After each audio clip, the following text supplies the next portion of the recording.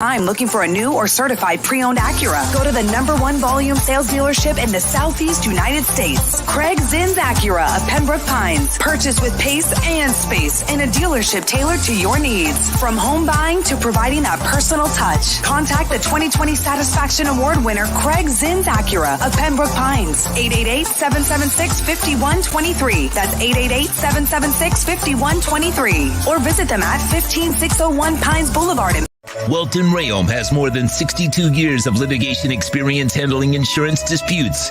They're committed to resolving even the toughest insurance claims quickly. Call them for a free consultation. 954-966-4646. At Welton Rayom, they don't get paid unless you win. Property damage claims to your home, business, or condo as a result of a hurricane. Welton Rayom can help. Water, mold, fire, smoke damage, Welton Rayom can help. Call 954-966-4646.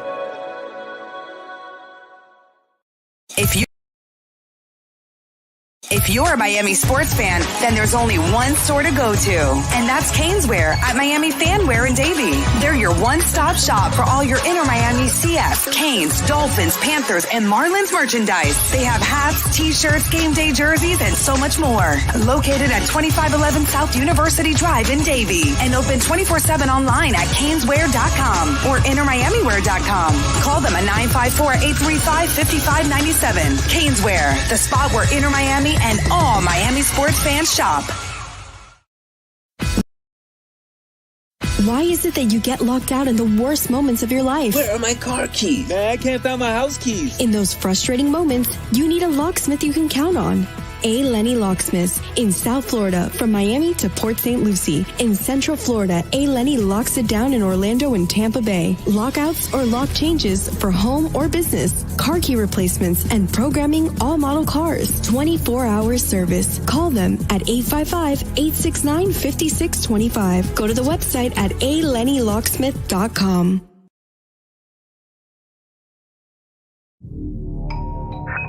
I think I know what this is.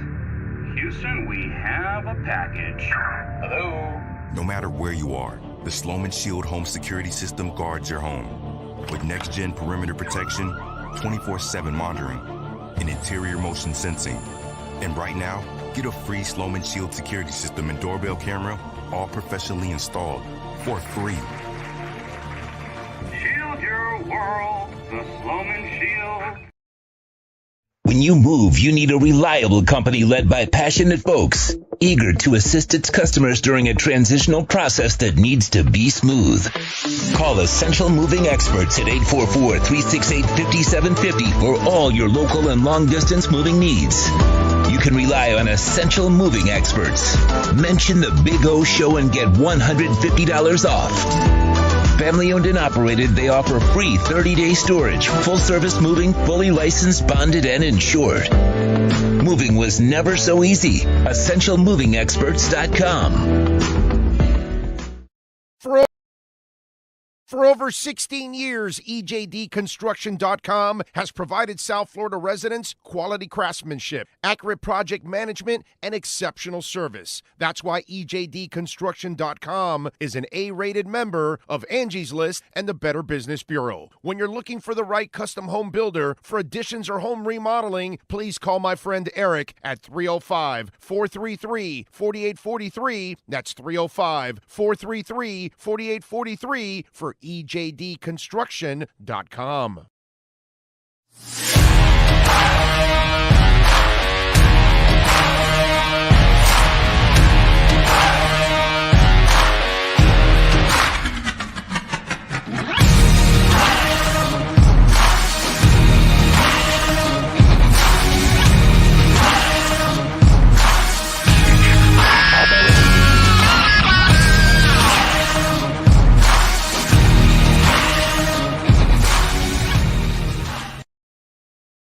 Welcome to Red Light Therapy, a revolutionary technology perfected by NASA to aid in muscle strengthening and recovery.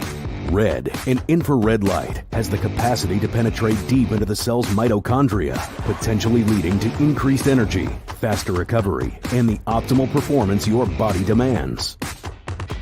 Train, fight, recover.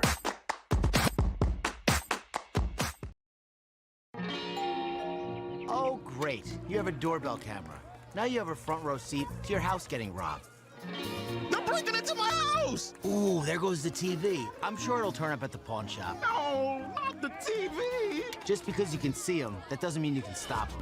With Slogans, you get 24-hour monitoring, a free home security system, and professional installation. Plus, free doorbell camera, one that'll actually work for you. Get out of my house! Get out of the house! Call 1-800-ALARM-ME. The viewpoint, statements, or beliefs expressed on the following program by the host, guests, or callers are not necessarily the opinions of FantasyXS.com, Media Group Inc. ownership, management, sponsors, or website. When it comes to South Florida sports teams, very few in the media have witnessed, lived, and covered it like the Big O. Let's start the program dedicated to your favorite South Florida teams with a passion that's unmatched. The Big O Radio Show is on. Here's the Big O. Righty, yes, sir. Part 2 of today's performance as we are at Hialeah Park as promised. We got Chad driving the program. Sean is also out here at Hialeah Park. And, of course, we thank always the Brunetti family and Steve Calabro and Frank Fiore and all the great people. Wow, they make it nice and easy for us to broadcast here all the time. Appreciate it. So tomorrow, we normally are here 3 to 6. So today, we're doing 3 to 6 here. And tomorrow, we're going to actually do the morning show, not the afternoon show. I know it's a little confusing at times, but I got to adjust the schedule again. Priorities, Thursday night, I need to be in Tampa for Iron Maiden. So it's very important that I'm in Tampa. I mean, I got to do it. It's just, it's the law. In my world, it's the law. Iron Maiden comes to the state of Florida. I flock to wherever they go. Although I'm still depressed. Although, listen, I wish Joshua Kiska the best, and I hope the singer recovers, because I should be talking right now about the Greta Van Fleet concert last night at the Hard Rock. That's really what I should be talking about. But unfortunately, that one got postponed, and at least they'll reschedule that one, which is good. They're also going to reschedule the Tampa one for our Tampa friends. And now I win, I hope, because I hope when they reschedule both Fort Lauderdale and Tampa, I can also go to the Tampa one, because I wasn't able to go because of conflicts. I wasn't going to be able to enjoy the Tampa concert. But maybe, just maybe, those conflicts won't be in the way the next time they reschedule. So, there's a little silver lining to all of that. But looking forward to the Iron Maiden concert. If you are going to see Iron Maiden in Tampa tomorrow, hey, man, follow me on Twitter and DM me at Big O Show. And would love to meet you. Have a cold one. Up the irons. As us Maiden maniacs would say. There you go. How about Jay? He says, pardon me. Hello to Chad as well. Yeah, baby. Chad is part of the family, man. That's the trifecta here that runs the shows. By the way, good job yesterday by Mike McCoy and Randall Hill. If you did not catch it yesterday, last night Randall Hill was like on fire.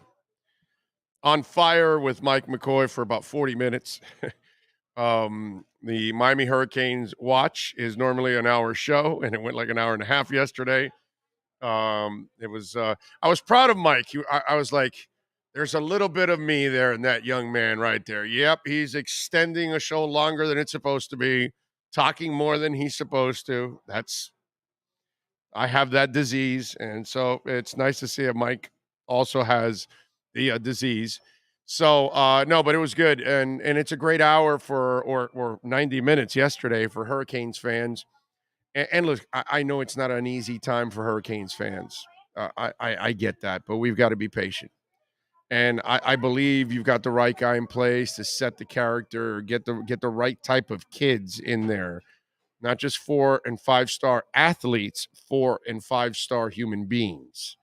And I think that's the hey, listen, any of us that just exist nowadays, and we run into the younger generation, it's wired a little differently, okay? So it's a challenge. If you've been around youngins nowadays, it's a challenge. It's hard to find youngins that have old school hearts, put it that way.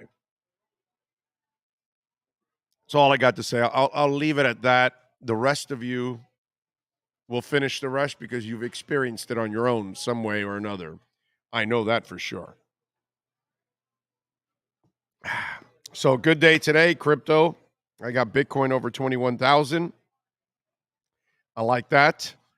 Jay says Randall Hill was a total thrill yesterday. He was really, really good. And I thought our Gridiron Roundtable was a terrific show last night, talking Canes, Gators, and Seminoles and going around the state. That's a good one there. And as I said in the morning, I think down the line we got to add UCF to the mix. I think it would only make sense. I think they've done enough to kind of be there, and they've got enough of a fan base. That's something that maybe I should look into, down the line. So that'll be fun. Big O, I struck out on the curveball this morning. I caught the recording when it posted, though. Yeah, that was my fault. I did that on purpose. I didn't mention that I wasn't going to move Rappaport and Verderam to the afternoon because I had to do this. And I said, you know what, man, I'm at home. I'm preparing anyways. Studio's there. I can do the hour and a half in my sleep. And, we had things to talk about, Dolphins and stuff. So, I got a lot of stuff off my chest. So it was good to kind of get the ball rolling and give you guys an hour and a half of content there, kind of put it off till this afternoon. And, I tweeted this out. If you don't follow me on Twitter, you'll miss out sometimes on news, breaking news. Like yesterday, we broke the story of the Dolphins moving radio stations and leaving that broke outfit from Odyssey and moving over to iHeart, and things like that, or things that we're going to do, or comments or nuggets or things like that. Like this morning, just tweeted out, because there's that faction that we deal with when it comes to Tua, right? That group of Tua. I don't know if they're haters or disbelievers or trolls or whatever adjective you want to describe the folks that aren't necessarily in Tua's corner or whatever it is. Okay. And the second something rears its ugly head, oh, that's it. You got to jump ship. You got to go get another quarterback. He's not the guy, and this week, obviously off 24 days, he wasn't sharp. So you have, all of that going on. But they still won the game. Okay? And I believe Tua's 10-2 in his last 12 games. I believe. So I just wanted to kind of throw this out there because, maybe not a lot of people have it. And we put out the tweet. Did you know, by the way, that in the NFL, there's only 2 quarterbacks who are undefeated in games they started and finished? Yeah. Yeah. Jalen Hurts, obviously, he's 6-0. And Tua, he's 4-0. Games he starts and finishes, 4-0. So, I mean, I just want to throw that out there. So, when you look at starting quarterbacks all around the league, most of them have losses. Losses, whatever. Tua has 0. 0. So, you're what is it? No, I think he's 11-2 now with the win. That's right, because they finished 7-2, right? Was it down the stretch or something like that? So yeah, something like that. So yeah, I think it was maybe they were 11-2, I think, in the last stretch. Because they lost at the back end, right? They won 7 and then lost 2. So he might be 11-2 in his last 13 games. Or something like that. Something stupid. I'm just saying, it's about getting it done. It's about winning. It's about people elevating their games around you. It's about you elevating them, in key moments. And he's proven to do that. And he wasn't sharp this week. Of course not. He didn't win the game. I get it. It was a team win. Defense hung in there with all those damn injuries and limited them to 10 points. Offense started off well, but then teetered off completely. Coach didn't have a great game himself calling plays. It wasn't a pretty contest, but they won. And under Tua, they seem to win a lot. So, relax. Take it easy, man. Take it easy. Things will be all right. Like, as I've said before, all the Dolphins need to do is get healthy. Last year, I told you the Dolphins just need to get a coach, an offensive coach that can really knows offense, fix the offensive line in the running game, and give Tua some weapons, and you'll be fine. And they haven't fixed the offensive line yet, but it is better. They haven't fixed the running game yet. It's, I don't know, maybe slightly better. But you have fixed the weapons, and you're undefeated with Tua starting and finishing. So things are looking much better throughout all this ugliness. And then you've got Detroit this week, a very winnable game, which then starts to put you at 5-3 now. And you start to, now the record starts to look a lot better. And you get over that. And if you could get a couple of these wins now and you're 6-3 and 7-3, I think you start to put that in the rearview mirror. You know what I'm saying? And hopefully they make a move or two. They don't have a lot of trade capital, but they do have players that they could trade. So we shall see. But 4-0, man. So Richard says 12-1 in the last. Is that what it is? 12-1? It's something stupid. It's just something ridiculous. It's like all they do is win with that guy. I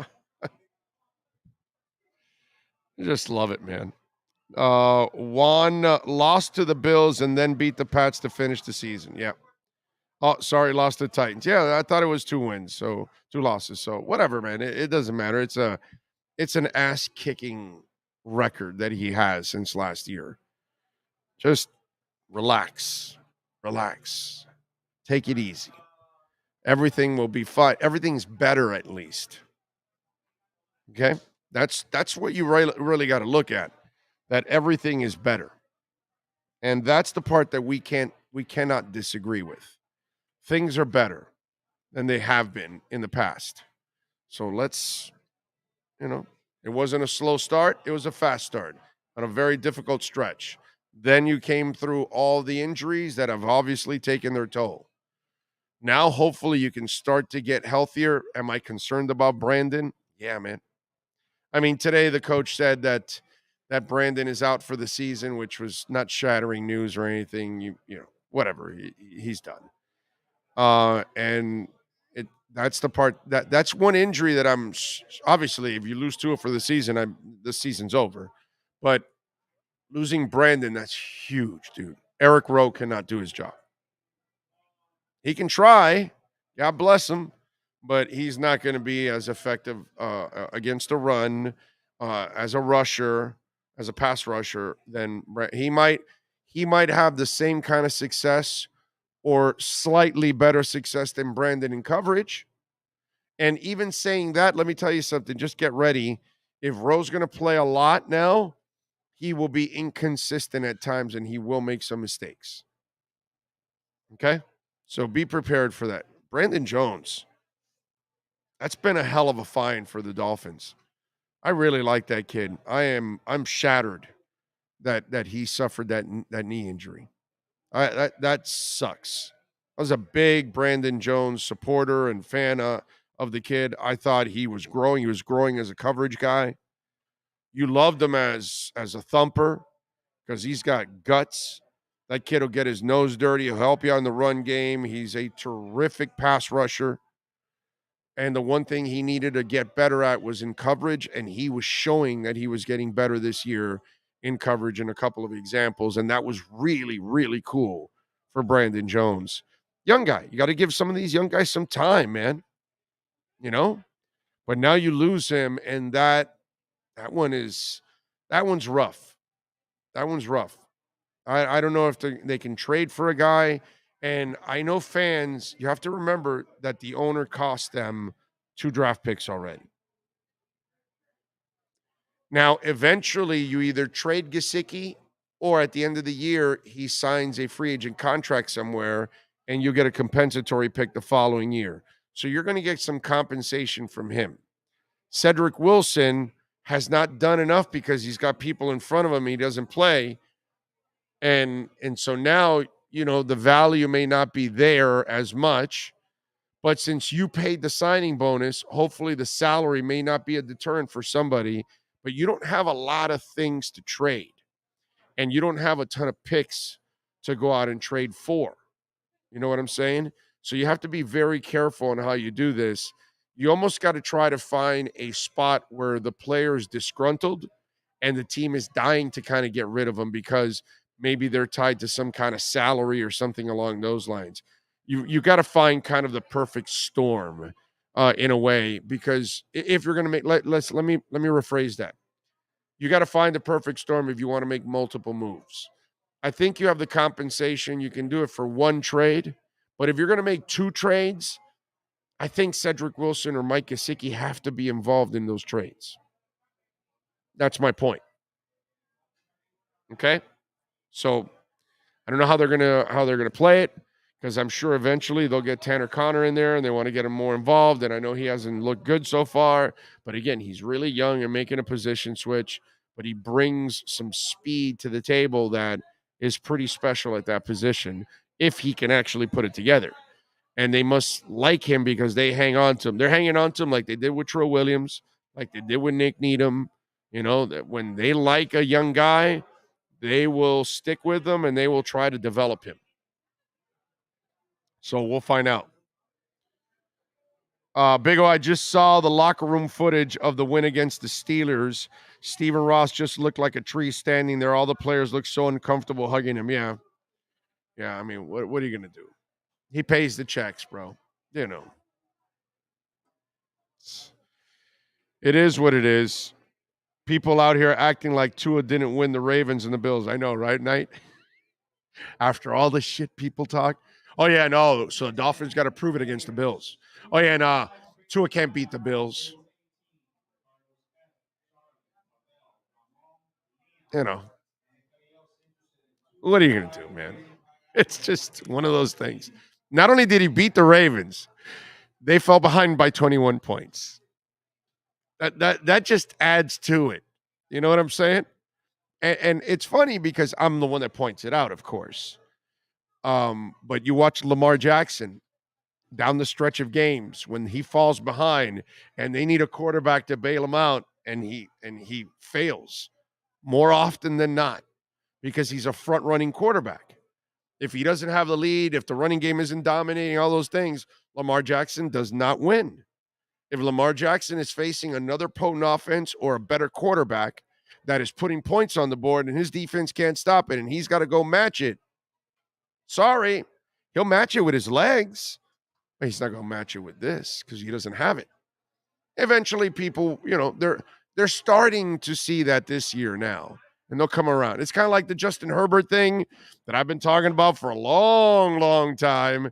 And, it's like from hell, what was it? Even from last year, Shad probably asked me last year, would you still take, Tua over Herbert? I'm saying, yeah.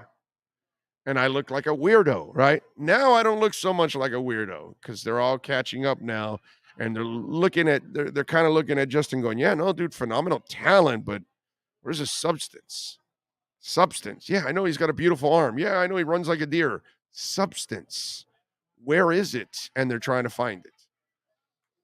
And with Tua, he just gives you more and more substance.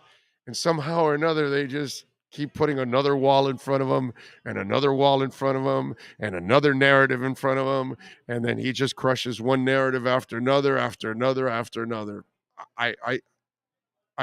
Today I was watching the Tua press conference and I was on the chat board and I put, the Tua hate is just ridiculous.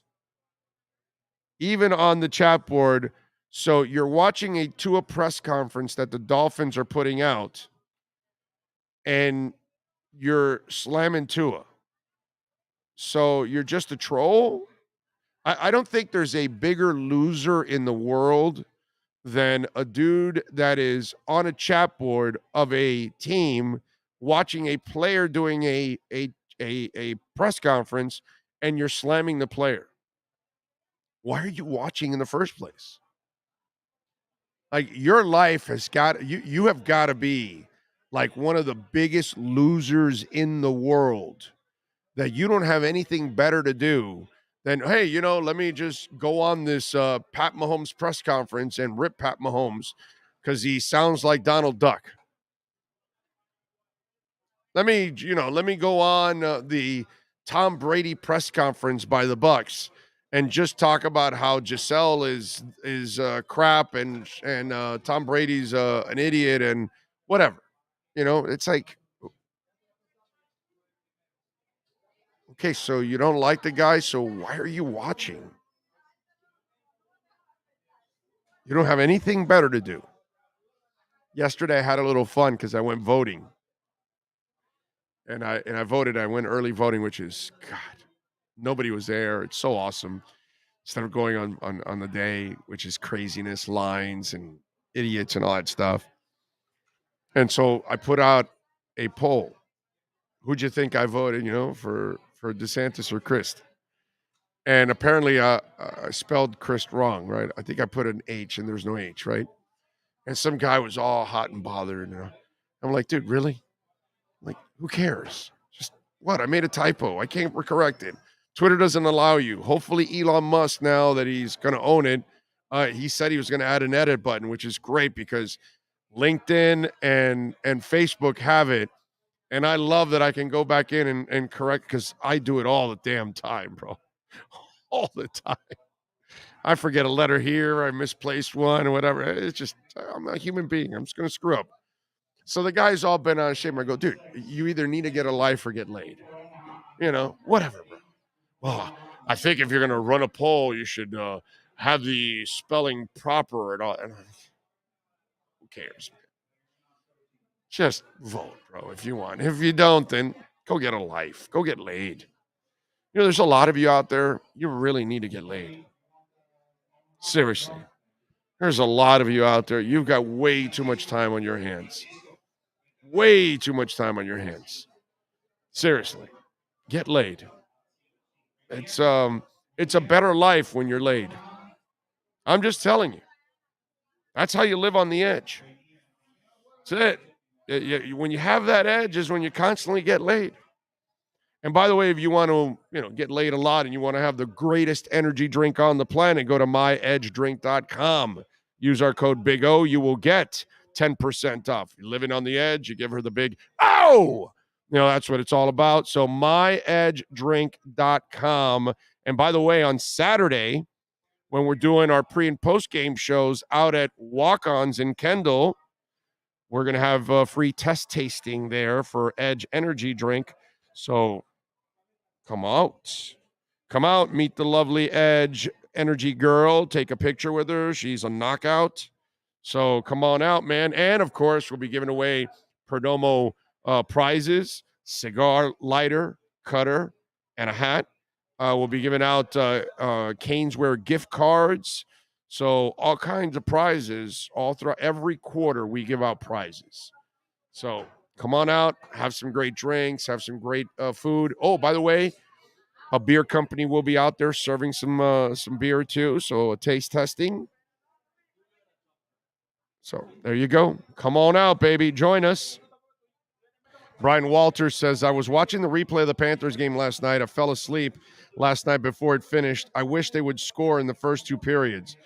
Dude, I wish they would score in the power play. They're 0-6 last night for the power play. They can't score in the power play again. Again, they're one of the worst in the league at it. It's the weirdest thing, dude. And I know that, the coach says Ekblad. Well, somebody tell Paul Maurice. I'm not sure if hey, Paul,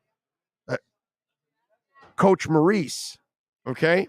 I know that when you go on QAM, they're not going to actually be honest with you because they can't, because they're tied to the teams. You know what I'm saying? But Paul, this is great advice for you if you're going to be a head coach of the Florida Panthers. Aaron Ekblad, always injured. Always. So if you think your power play is going to be fixed permanently and you think that Aaron Ekblad is the panacea for your power play, no, it's not the panacea for your power play, buddy. No. And by the way, I think I remember Ekblad played down the stretch last season, and they still sucked at the power play. I know that, Paul Maurice isn't going to hear that from anybody, on the flagship. But, I'll tell you, maybe somebody wants to forward this video to Paul Maurice. Paul, welcome aboard. We wish you the best, my brother.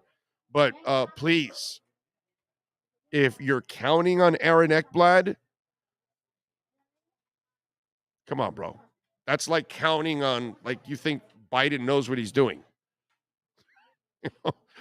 It's that kind of stuff,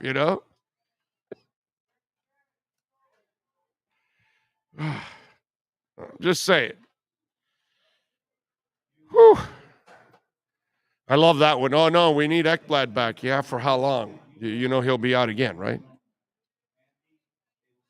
Guy's been stealing money here for the last couple of years now. Can't stay healthy. I feel bad for him, but availability is a skill. And clearly, Aaron Ekblad does not possess the skill of being able to stay healthy. That's all I'm saying. Okay? So that's all I can tell you, Ming. By the way, Sports Grill. And Sports Grill has some great deals going on. You got Thursday Night Football tomorrow.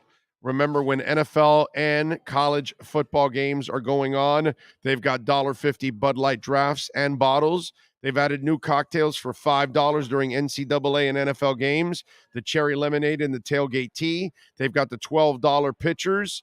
They've got the bone-in wings now 15% off. So many reasons to enjoy Sports Grill now more than ever during NFL and NCAA games. And, of course, their famous sauces, their special grilled wings are out of this world. Well, their hot sauces are now available to take home. Buffalo sauce, Miami Heat, blackberry, barbecue, and the Dale.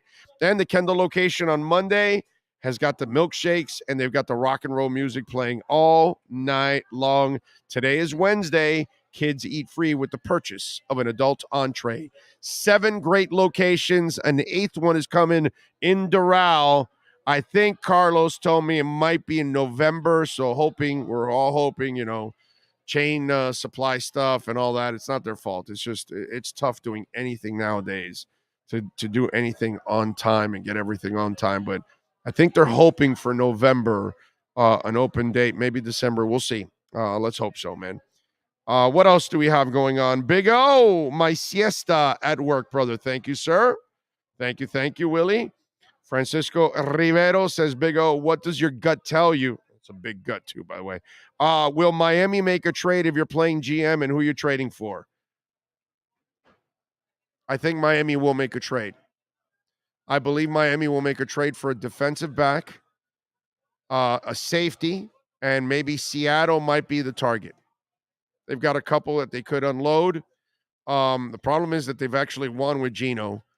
And then Chicago would be number 2 with Robert Quinn to get a pass rusher. That would be the two that I would be looking at. Castaway Chris Fishing says, this year's the tune-up, next year's the title. Words of Big O. I know, but I was hoping this year would be the title. Last year the tune-up, this year the title, but all these injuries, you may be right.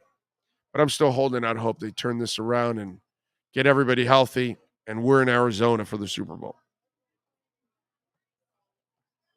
So I'm going to hold out some hope here if they can get healthy. They can't do anything like this. They're too injured. You know, they're going to win some games and stuff, but if you want to go to the playoffs and make some noise, they need to get healthy, man. Big O is in the hizzy. Thank you, sir. Appreciate you. Is Hunter Long still on the team? Yeah. Yeah, last time I checked, he's still on the team. Dude, I forgot the other day Salvan Ahmed was still on the team. He's been such the forgotten man. It does that to you, you know? You tend to forget about some of these guys at times. I was like in a groove and I'm going, man, is he still in there? And I had kind of like a brain fart about that. Crazy stuff. 855-912-1056, by the way. If you want to get in on the Welt and Rayom text line, that's 855-912-1056. If you want to get in on the Welt and Rayom text line, you can also reach out to us on Twitter. That's at Big O Show. Follow us there as always. That's a 24-hour talk show. And, of course, you can always send in a super chat there on YouTube. But, you know, Cash App or Venmo is always better because we get the entire donation there at Cash Big O Show. That is Cash Big O Show on Cash App or Twitter. And, of course, we always appreciate Bitcoin donations on Cash App. That always gets me kind of excited when you send in a little Bitcoin, always. By the way, Bitcoin up, 21,000 right now? Let's see. Oh, just under 21,000 right there. Crazy stuff. Love it. Let's see. Big O, is there a reason during the Dolphin postgame press conference they don't have a mic for the press when they ask questions? All we hear is the answer, not the question. Got to ask them, dude. Maybe they don't want to have somebody passing around the mic or something. They do that in the Heat. The Heat are really smart with that. They've got two people on each side. They've got the mic with the extended pole, so they can, if they need to go down the aisle a little bit, they can hand it off to somebody and all that. So that's really cool that the Heat does that. And I agree with you. It would be a lot better to do it that way, but what can I tell you, man? You know what I'm saying? Let's see. What else do we have here?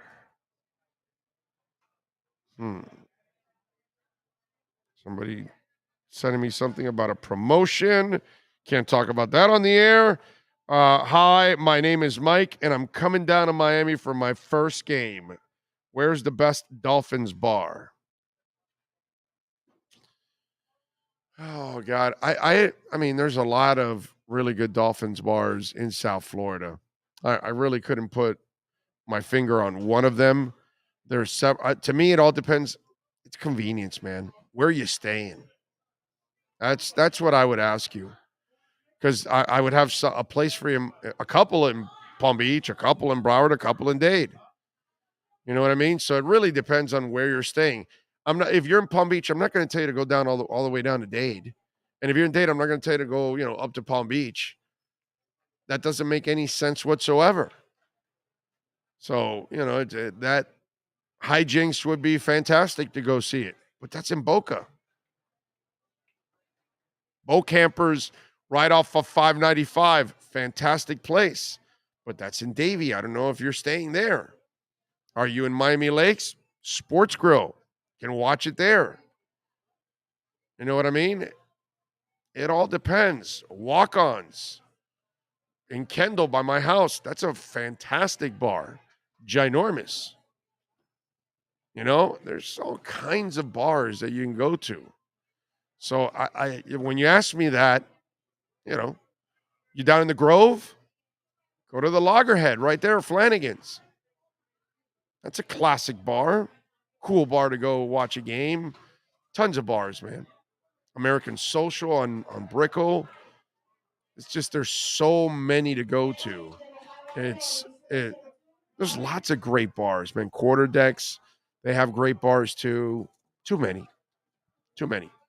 So, it's just one of those things that we're blessed. We have a lot of great bars to go to and enjoy the game. So it's up to you. You have to tell me where you're staying, and then maybe I can give you a couple selections right there. Marino had a restaurant in Sunset Place. Marino's Town Tavern wasn't a bad place. I went to it and I enjoyed it. It's a real shame that Marino's actually closed down. It really is. Actually sucks that it closed down. Oh, do you remember when Marino had that restaurant in Fort Lauderdale? Yeah, Marino's Town Tavern. He had 3 of them, right? I believe. That one, the one in Bakery Center, and was it like North Miami or Aventura or something like that? I want to say was the other one. Let's see. Miami Games at Flanagan's is the spot. Which one? You know what I'm saying? There's lots of them. Nico says, the hardest working man in the business is at it again. Does Big O ever sleep? Every time I open YouTube, the man is working. Well, we try, Nico. We got to earn a living, bro. We're not a former player that made some good money and you can live it up. And then they go to radio or TV and they're handed stuff. I can't live off of daddy's money. Mommy and daddy didn't leave me any kind of inheritance.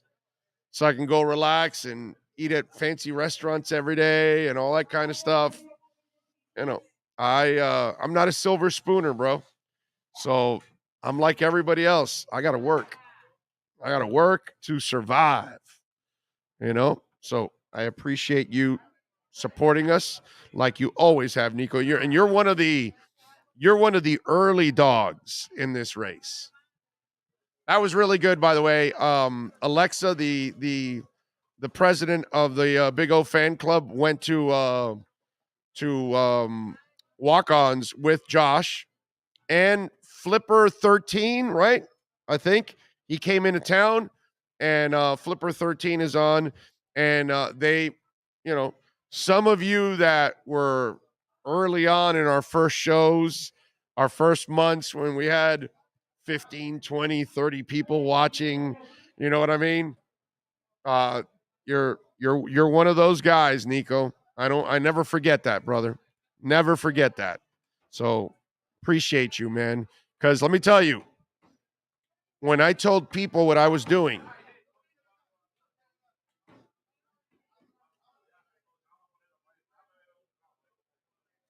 you're going to go and do what? You're going to do a show on your own? And you're going to try to get an audience and make a living? Yeah, that's where we're going. Yeah, radio's dying, and this is where we want to go. So people like you, Nico, people like Alexa, people like Josh, people like Lisa, there are some of you out there that I get to see in the chat board those are names that I've been seeing on the chat board for a little over 2 years since we started this. So I appreciate it, man. Big time. Do you think Tua isn't getting picked off because he throws a lefty ball? Love it, Sebastian. Brews Room. There you go. I've been to the Brews Room on Bird Road by my house. And I went to the Brews Room once years ago in Broward. Dude, where was that one?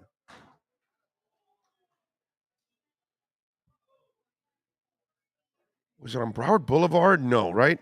No, maybe Sunrise? The Brews Room? Pines. Yes, that's what it was. It was Pines. That's the one. That is the one. Isaiah, there you go. Another one. Radio needs a headstone. Oh, it's coming, Ian. If I read to you an article I got about radio and the state of radio and some of the issues that it's having, it would trip you out. Because obviously I've got a crap ton of friends that are in radio, in low places and high places in radio in this town. And there's a reason why I broke that story yesterday. You know, it's funny, dude. So Sean, you don't know this, but yesterday I'm having fun. So I'm messing with Paul Castronovo. Right, he's a buddy of mine. So I sent him the tweet. I said, "Hey, you guys got the Dolphins?" And you know, he's like, "Get the F out of here." You know, and I go check. And dude, you know, Paul is no schmuck. Paul is, you know, one of the biggest names we've ever had in this town in the last 40 years, right? In radio. So, you know, people are going to pick up the phone if Paul calls in Clear Channel. He couldn't get a straight answer from anybody. He goes to, and at the end he goes, "Well, I guess I'm the pregame host."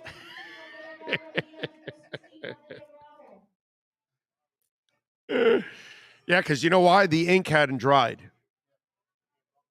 They couldn't talk about it. Guess who forced them to talk about it?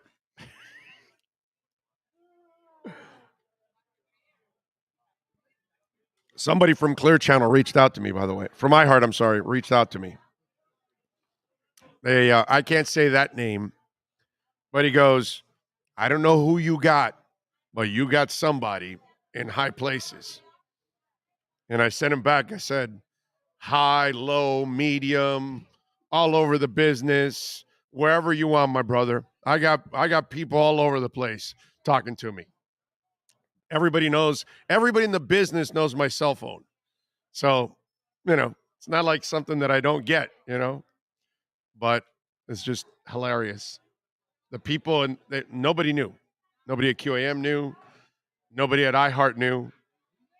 Yeah, they all found out. It's funny. It's a terrible business. Terrible business. You know, I heard after they fired Zaslow, tries to call the person in charge. They never even bothered to return his call.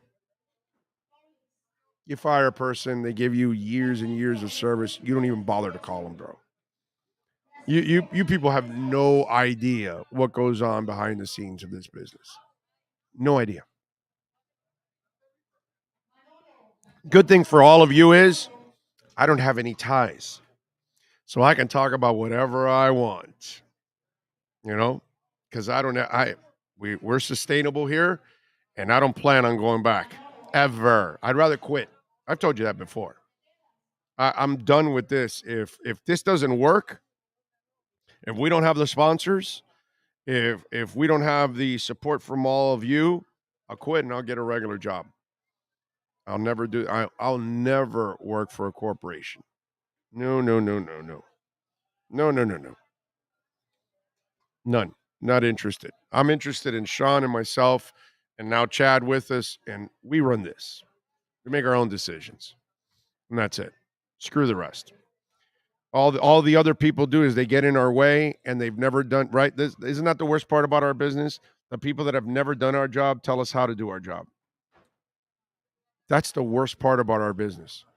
You got people that have never run a radio show, and they're trying to tell you how to run a radio show. You're like, dude, what have you done? How can I learn from you, please? Show me.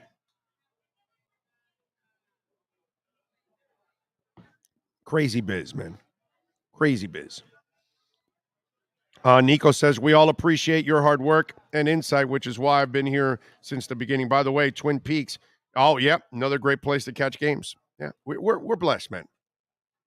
You know, it's not just about the bars like hijinks we have here. We have some great I'm not going to go trashing other bars just because we have Hijinks and Sports Grill and Walk-Ons. Those are phenomenal bars.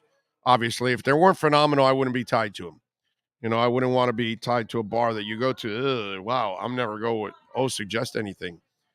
So. Oh, are you going in Metallica? Bro, I'll be there. I'll be there at Metallica. So, Kevin, my Twitter page, Big O Show, follow there. My DMs are open. Let's have a beer, my brother. I'm going to go early to that concert and go just take in the atmosphere because we're going to see a show like I have never seen before and you have never seen before because it's only 1983 and 1984. They're only playing Kill 'Em All and Ride the Lightning, baby. And Ride the Lightning is my favorite album because this concert is a special concert by Metallica dedicated to two people that are dead. One was a band member, the other one was a tour manager, and so it's dedicated to them from that era when they were around.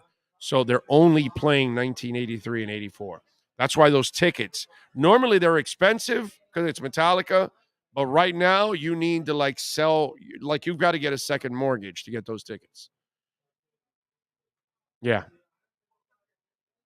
Yeah, I know about 790. I when they talked about that story, I knew a week ahead of time. And I just didn't even bother to break it or tell everybody. But yesterday I said, yeah, I'm not letting this one go. This one I'm going to report. Because this one's funny. Broke ass QAM losing everything. Not that I take any enjoyment in watching QAM crumble. No, me? No, not at all. Anyway, yeah, 790 is a shit show. Let's see what else. Big O saying what he want like Kanye. Well, I'm not an anti-Semite. Don't even try like that. Yeah, no. I am not a divider by any stretch in any way, shape, and form, okay? Devin Jordan says, Big O, I voted early too. With your wife being a teacher, how does she feel about Ron DeSantis' stance on CRT? Yeah, it's one of those things, dude. And I'll be honest, because I don't give a crap, as it is. I may not agree with all of the politics of DeSantis, but I cannot disagree with the results economically and everything else going on. Look, man, I'm never going to vote for somebody that I like everything about them. It's impossible. So I'm going to vote for what I think might be better for all Americans, not for Democrats or Republicans or anything like that. So and I've already seen the Chris thing once. Wasn't impressed the first go around. So, it's almost like you're almost better off with the devil than the devil you don't at this point. And so, and I'm sure DeSantis will win this by a landslide. Like it's not even going to be a close race. And there are politics stuff that I don't agree with him, on his stance with abortion. If he's going to go to that extreme, the 15 weeks, I don't mind. But if he goes to that extreme, yeah, I am going to definitely disagree with that. But what I don't agree with is, the trillions of dollars and the printing and giving away money and, and in our state, I don't see like you go to Washington and Portland, California, all the homelessness that's all over the place. We don't treat our cops like they do in New York. That they treat them like shit. People are stealing money and stealing anything in California, and they don't get arrested as long as it's under 100. That doesn't happen here. There's a lot of things that I like. You know what I'm saying? That go on here that don't go on that are going on in other places don't go on here. So my problem with all of this is I'll never find a Republican or a Democrat that I'm going to agree with everything that they do or stand for. It's going to be impossible to find, and you guys aren't either. Okay? So unless you're a party zombie, and I'm not, I will vote Democrats, I will vote Republicans, I will go back and forth. I will vote for the lesser of the two evils at this time. And that's what I have to go with. And there are things that you're going to give up in order to do this for whichever side you vote for. It's a tough one for all of us. for all of us. It's brutal. It's not, but you do as you please and you do whatever you think is right. God bless you, man. It's your right. The beauty is whoever you vote for, man, DeSantis or Christ or whatever, bro, Val Demings or Rubio or whatever stinking race you want to be. Talk about Fetterman or Oz or, all that kind of crap. The beauty is you're not in North Korea. You're not in Cuba. You're not in Russia. You're not in China. You're blessed. You have an opportunity to go vote. Vote. Go speak your mind and go pick whoever you think is right. Now, vote for 210, yes.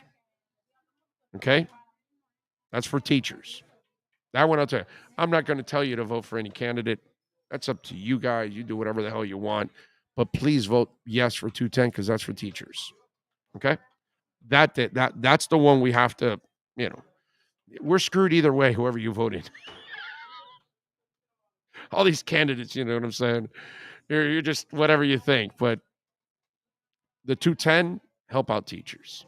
Cops, teachers, and our firemen, we must, our first responders, we must take care of them. Those people are precious. Those are the greatest Americans that we have.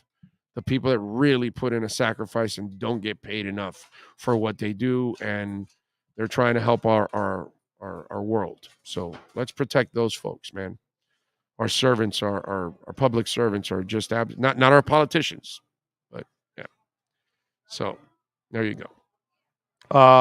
If you can only see one classic band in concert between Beatles, Zeppelin, or Hendrix, which would it be? Oh, you bastard. You bastard. You bastard. Damn it. That's so tough because Hendrix is the greatest guitarist of all time. Zeppelin is the greatest rock band of all time. And the Beatles are the most influential rock band of all time. Jesus Christ. There's a reason to watch all three of them. Wow. I'm going to go Zeppelin. I'm going to go Zeppelin because Hendrix is the greatest guitarist. Okay, that's my opinion. It's subjective.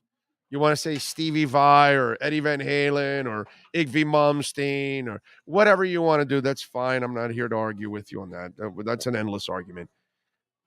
But with Hendrix, I'm just watching the greatest guitarist of all time.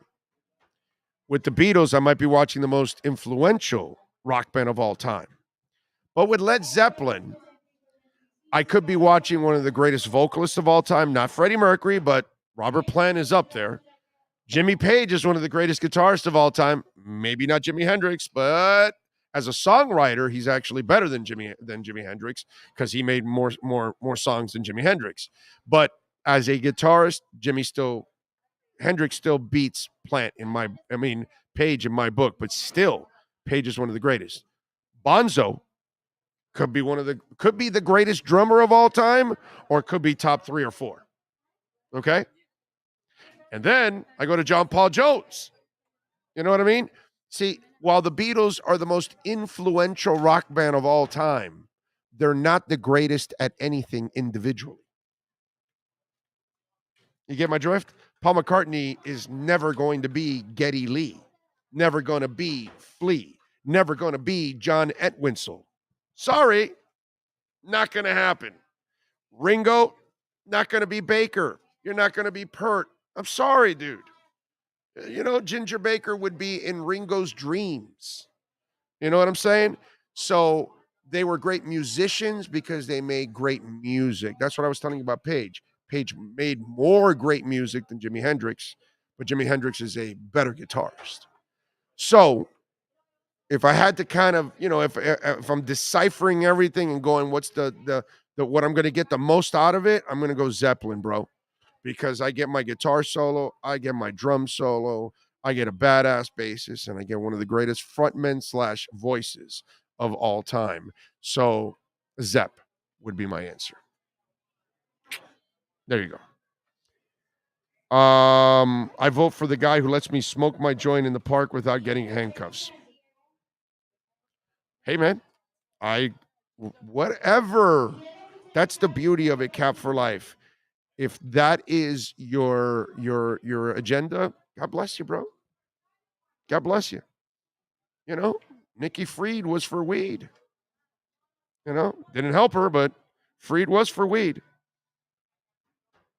Big O, when Austin Jackson comes back, would you move him to left guard and keep Charlotte right tackle? No, I would not. I would I would give Robert Jones a chance before I put Austin Jackson at left guard. I would if Brandon Shell follows up with another performance, and as I said this morning, Austin Jackson's about to become Willie Pep, right? Or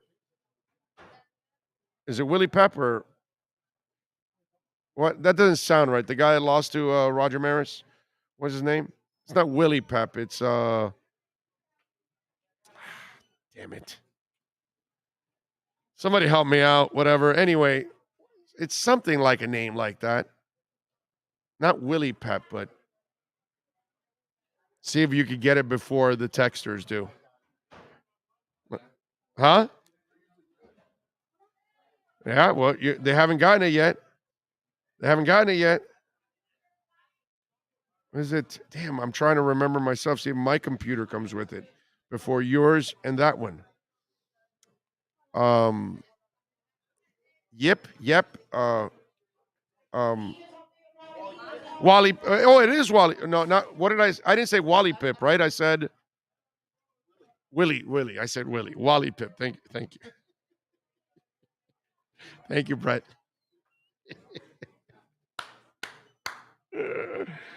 Oh, Lordy. Neil Peart is the greatest drummer of all time. He sounded like he had six arms. You know, that's again subjective, bro. It's all subjective. You know, people tell you Ginger Baker, and what are you gonna do? Argue? It just it gets to a point. What's his name now? Bazio. If you go look at the drummer for Missing Persons, and people go, oh, what? Get the hell out of here, bro. Missing Persons, right? People will tell you that, right?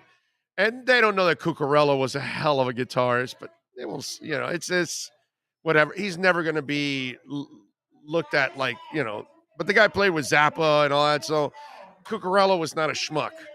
And then Bazio, again, another monster, under the radar drummer that nobody talks about.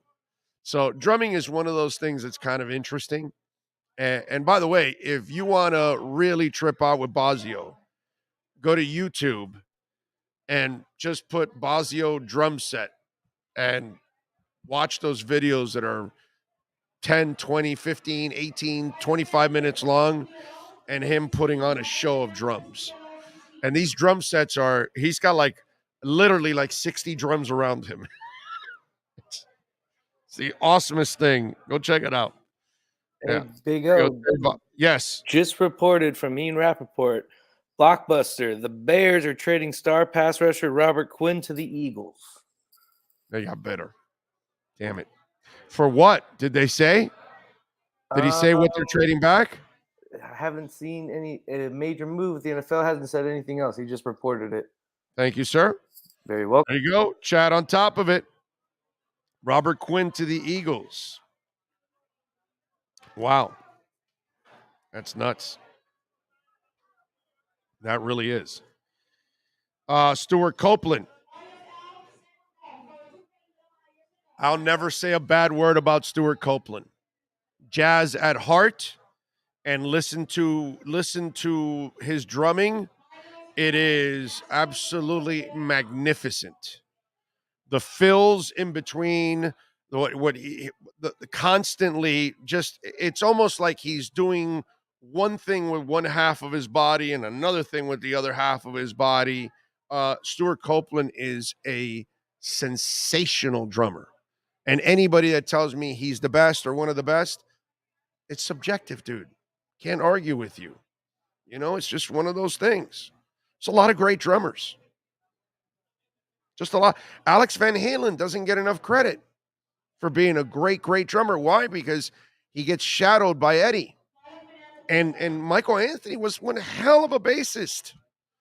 Not just some of the greatest harmonies in the history of rock music, because Van Halen may have had, they were right up there top 10 in when it comes to hard rock and heavy metal.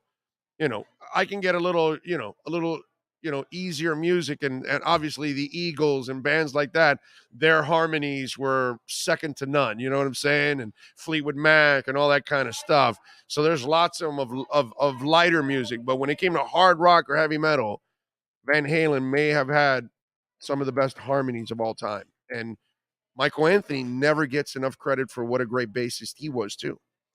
It's an interesting discussion, because there's a lot of people, like I said, with Terry Bozzio, nobody will ever tell you Terry Bozzio is a top 10 drummer. Ever. Only a nutbag like me will tell you, hey, bro, you better put Terry Bozzio in there. And like people like, get out of here.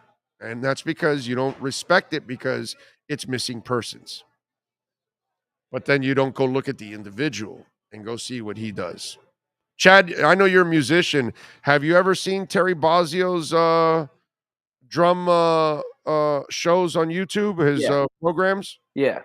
Those things are sick. And then as I watch them, my son, he's 2.5. He's got an interest to play drums. Right. And I've been able to take him to, the studio, and I got to send you the video. He's got a little timing. So really? Wow. Yeah, he's got a little time, it's in him. But yeah, you get lost in those videos too. You could watch them for hours. Yes, yes. He's so creative with it. It's awesome. He makes music just with drums. It's fantastic. So, yeah. All right. Bill Bruford. Yes. Yes. Another one. Another great drummer. You are correct, sir. Yes. I mean, it's just the way it is. I remember Bruford, Wakeman, Anderson, Howe. They came out with their own album years ago. I remember that. I bought it, actually. I still have it, I'm sure, in my collection. Chase Barrett says the Dolphins always wait so long to make any moves they need to make. LOL. Remember, they all had us going crazy watching every free agent get signed before they finally got Armstead and Hill. So, Chase, are you complaining or something, bro? Do you have all the facts? Do you know what they traded him for? You have any idea? Do you want to trade for Christian McCaffrey? I'm just wondering. I mean, because the way you're sounding, Dolphins always make us wait so long for any moves. They need to make LOL. But maybe they wait for the move to be right. So, those that buy early are probably buying a little bit more desperate, and you're probably paying a higher price. Because the Christian McCaffrey, that's the first thing I asked Chad. I said, do we know what compensation is? Because I don't care that they traded for him. I care what the compensation is. All right, looks like we got Omar Kelly. What is it? Do we have it? Roquan. We're speaking with Roquan Smith. When Robert Quinn traded, he broke down having oh, wow. Roquan played his ass off the other night, bro. Yeah. So Robert Quinn goes to the Eagles. So if the Dolphins are going to get a pass rusher, it ain't going to be that one. All right, let's do it. Let's get to Omar Kelly. Yes, sir. Time to talk Aqua and Orange, Miami Dolphins fans. It's the Essential Moving Experts Miami Dolphins Exchange with Omar Kelly. When you're looking to move your home or business anywhere in the U.S. from coast to coast, call Essential Moving Experts at 305-602-8369. Flat rates and no surprise charges. EssentialMovingExperts.com. 305-602-8369. Let's talk Dolphins football. Here's Omar Kelly. Right, there he is. And, of course, you can call my friends at Essential Moving Experts. We love Sean Williams and the great people at Essential Moving Experts. There it is, 305-602-8369. And just because it's a 305 number doesn't mean anything. It's the entire state, wherever you got to move. they can help you. So call Essential Moving Experts and tell them that Big O sent you. How you feeling, O? You feeling good? I'm good, man. Can't complain. It's been I didn't even know it was Wednesday. I couldn't even, I don't even, the weeks just go together for me. Yeah, that's our world. What happened, Sean? Were you out at the NASCAR race on Sunday? No, I was not. Our team was. Brandon Marshall was. I was not. Okay, because he saw Brandon Marshall, so he was wondering if you were somewhere there. Yeah, we got a team of people. I don't have to do everything. Thank God. Okay. All right. I did. Okay. All right. Well, I mean, you missed out on those races, bro. I know you're a big NASCAR guy. Oh yeah, the biggest. My father's actually a big F1 guy, not necessarily NASCAR, but wow. Okay. That's man. Formula One. That's growing here in this country. People are picking up on Formula One. All right, so let's talk a little Miami Dolphins. Well, you and I had we had our discussions about Brandon Jones, and obviously I was a big supporter of his, and I thought he was making waves this year finally as a cover guy, and was really rounding out his game. My issue now, they can't replace him. That's really hard to replace a guy like him that can blitz, that can support the run, and now he's getting better in cover. I don't know if they have anybody on that roster like that. You know what? The signing of Jamal Perry is sneaky good, and here's the reason why it's sneaky good. Jamal Perry plays that free safety position in that scheme. He also plays the nickel position, which gives you some flexibility at both spots. He's also a good gunner. So if he's healthy, and I know he missed last season with a knee injury, if he's healthy and he's right, even though he's a tiny guy, he gives you a lot of position versatility, knows all of those schemes, and you could definitely get better at all of those spots. Now, if you put him at free safety, since we're talking technical stuff, that gives Javon Holland the opportunity to be that rover, moving chess piece. Now, what complicates that is that when you had Brandon Jones down and Javon Holland down, there was mystery about who's coming, who's doing what, and what their skill set is. And I do believe in the Pittsburgh game, I saw Javon Holland playing like nickel too.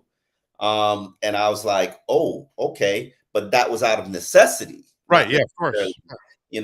But the goal is to get Clayton Fejedelem off the field. So you got to do what you got to do.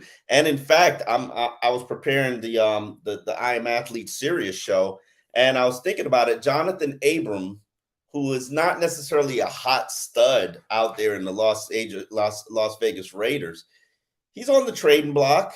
And now, I'm not like he does a lot of stupid shit on the field, personal fouls. He's out of place all the time. He's overly aggressive, and he's always injured. He misses games like crazy. I think he's one of the most overrated players in the NFL. Here's my thought. If you feel like you need to improve your team to make a run, which I'm sure Big O is preaching that. Depends on the compensation. Like I just found out, Robert Quinn went to the Eagles. They only paid a 4th rounder. That's not bad. That's a pretty good move for the Eagles. Only a 4th rounder. Yeah. And remember, as you know, the Bears paid the signing bonus, so they're the ones taking the cap hit, and the Eagles only pick up his salary, so it's not as crippling. You know what I'm saying? $million and then $13 million and none of it's guaranteed. Like a 4th round pick, man, that's cheap currency. I'd have done that for Robert Quinn. And I had some Dolphin fans that were turned off by it, but I reminded, well, they don't remember this, but when the Dolphins had him, he was off of back surgery. Oh no. They got him on the bad. They got him on the bad year of that transition. No, it wasn't back surgery. He's got and I know this because I've talked to players who played with him. Miami was not a good spot for him. There were too many distractions here.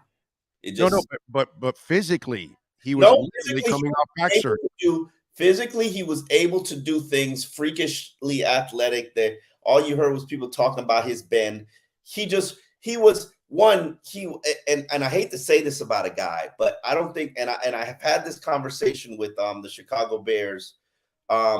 He used to cover for the Palm Beach Post. His name draws a blank right now. But he is the weirdest. He's one of the weirdest. Robert. You're talking about Volan? No, not Volan. No, I never talked about Volan. It doesn't matter. He is one of the weird. Robert Quinn was one of the weirdest guys that I've ever encountered. He was just weird. He was absolutely like, you'd ask him a question and he'd be off on Mars. Right. Like, to the point where I was like, all right, I'm done talking to him because he don't make no sense. Well, hey, Ben Volan was in Mars getting catfished by an IG. So, I mean, did you send him that DM? Did you catfish him? I have no idea what you're talking about. Me and Ben Volan are not friends, and I do not speak about him. So you don't know what happened to him the last week? Nope, not a clue. Dude, he reported that Mac Jones has an attitude problem, and apparently he got catfished by a DM that somebody sent him, and he didn't go and verify it and just went on the air with it, and then he had to backtrack and all that because it was off, because apparently Mac Jones doesn't have an attitude problem. The locker room. So I can't imagine that first press conference with Belichick and your boy, apparently, I didn't know this now. And it didn't go well. Everybody makes a mistake. So I know. But it's still kind of funny that you get catfished by an IG. I mean, it's kind of like it's the Manti tale of reporters on there. That's what's happening. No, but I would never, unless it's a player that I'm talking to through IG, I would never use anything from IG as like a DM. I mean, a DM. Yeah. No, but you got to talk physically to that person. Like, are you sure? And you got to follow up, Not really. You don't have to talk physically to the person on if you're having a conversation. Well, not physically, but you got to follow up on it. You know what I'm saying? You get that. You got to ask questions. Yeah. I mean, yeah. You're something. You go off on so that's a serious story. How to do their business and their work anymore. Yeah. That's a hell of a story right there to put out. All right, so we look at I was saying this yesterday. You had a brutal 4-game stretch. You went 3-1. You lost your quarterback for 3 games. You got a crap ton of injuries. You have a brand new offensive staff overall. You could say that the NFL screwed you with the Teddy Bridgewater ataxia crap. In that game, and maybe if Teddy stays in there, maybe you win that game, overall. But you look at all that crap for this team to be 4-3. I think that's a hell of an accomplishment. Do you look at it that way? They're pretty much right where I thought they'd be and expected them to be. I don't see any problem with where they are, considering all that they've endured. No run game, crappy offensive line. I'm maybe, I guess, in the minority because I'm not pleased with what I see on defense. Everybody else seems to be, but hey, cool. Well, it's because you're on your 7th and 8th defensive back. I mean, dude, they allowed 10 points last week. I mean, what more do you want? Come on, to a rookie quarterback who kept shooting himself in the foot. And it's a Pittsburgh Steelers. Not that I don't have respect for Mike Tomlin, because I certainly do, but it's the rebuilding Pittsburgh Steelers. I don't think let's be honest. They're 4-3 and they haven't played well yet at all. And unfortunately for them, it's the offense that's holding up everything else, which is the bizarro world of the Miami Dolphins, because it's usually the defense and the special teams that's holding up the offense. So now all we got to do is actually get a good defense and become good on special teams, maybe establish a run game, and hey, we might be a contender. Might be. You never know. Right. At least playoffs. Well, yeah. I mean, they need to get healthier to at least be a team that can make an impact in the playoffs. So you gotta get. And by the way, the line is not as crappy as it was the year before. There is some improvement from the line. They've had time to pass, Omar. I'll had time to pass. I'll allow it. Yeah, I mean, come on, crap. You've seen crappy. You've lived through crappy. I've lived through crappy. It's not good. No, Yeah, but but it's Connor's way better than anything he had at center, and Armstead's way better. like And it's Heinkig's done a bad. decent job. By the way, Brandon Shell did a nice job overall at right tackle. That's been a nice find. If I can consistently describe it as bad, and that's what it's been without Teron Armstead, then I'm not giving it praise. It's bad. Now, was it horrendous like it's been the last 2 years? No, but it's still bad. Let's get to average. Let's just get to give me an average line play. Just give me average. Like I looked at the stats, and they're like 28th running the ball. Who would have thought that in a mic? They're one of the top teams passing the ball, but you're still 28th running the ball. That's supposed to be your calling card. And it's not like teams are saying, let me stack the box because I know you're going to run the ball. No, that's not what they're doing. You're just not very good at running the ball. Yeah. And you're right. That absolutely surprised me. It blows my mind. I never would have expected that. And I never would have expected the passing game to be getting off like it's getting off. But props to Tua and Tariq and Waddle. I would love to see where Cedric Wilson is. I'd love to see Chase Edmonds step up and actually play like, he has the potential to play. Oh, I blame Chase. You can blame Chase because he's had opportunities. Cedric, I can't blame because once they added Tyreek after him, it was done. Once you have those two monsters, and then everything. The third receiver on this team is not going to get a lot of chances. Oh, wait. Time out. They could use an effective and efficient slot receiver. They are, but they mix it up with Sherfield too. Yeah, they mix it and Craycraft too. Everybody's in there, right? Because you gave the money. There's only one football. The idea was Waddle and Cedric. That was the idea. That's what was going to happen. And then all of a sudden, Tyreek became available. And then what are you going to do, bro? You got to get the ball to those two guys because those two guys, when they touch the ball at any time, Omar, they can house it. No one else can do that. Not Cedric, not Craycraft, not Sherfield. None of those guys can house any ball. So the whole plan changed once Tyreek came in. I don't use that as an excuse. That is an excuse. No, it's not an excuse. That's the reality. That's the reality. No. So there are opportunities for a third receiver to play. He's not playing. He's not contributing. I'm looking up his snap count right now. Yeah, he doesn't play as much. No, they've got all three guys rotating and doing all kinds. Has played 90 offensive snaps. Yeah. In 6 games. Yeah, and Sherfield. And how much has Sherfield played? I don't know. How you suppose? Oh, but no, look at it. Yeah. How much? Give me a second. I'm not in the habit of. And Craycraft too. Bro, what are you making me look up all this stuff for? I'm not in the habit of looking up information anymore. Well, then, I mean, if you want to play this game, you got to have the info. What I'm saying is, Sherfield has played 244 offensive snaps. Right. Yeah. Like, and Craycraft. Oh, yeah. That's it. Remember, the idea for Ced was to be on the outside, not on the slot. Obviously, he was signed to be a slot. Craycraft. You know what I mean? No. Initially, they were probably going to put him on the outside. He was a slot. He wanted to be a slot. They signed him as a slot. I remember that from his introductory press conference, and I was like, okay, I guess this guy's a slot. And that allows Waddle to go on the outside. And then that was when Devontae Parker was still here. Craycraft is played 82 snaps. Yeah. So he's like third. He's fourth. He's fourth. Him and Ced are fourth. That's it. But I just think that the third receiver on this team was going to be screwed because those two guys are just absolute monsters. And then Sherfield knows the offense better than Ced. And so, of course, he's going to make a quicker transition, and so is Craycraft. All right. Well, I don't want to pick on Ced because he hasn't really been given enough opportunities. I don't think it's his fault. Unfortunately, Tyreek became available, bro. I didn't see nothing in camp. Devontae Parker was here when he got signed. Oh, he was injured in camp. Remember, he was out for a couple of weeks in camp. No, he was out during OTAs, but he practiced during camp. He was just average, bro. You're paying this dude. It's like $6 million. Yeah, think he's it is. a $7 million a year player. He's Yeah. years $6 million a year player. Yeah. No, I'm sorry. No.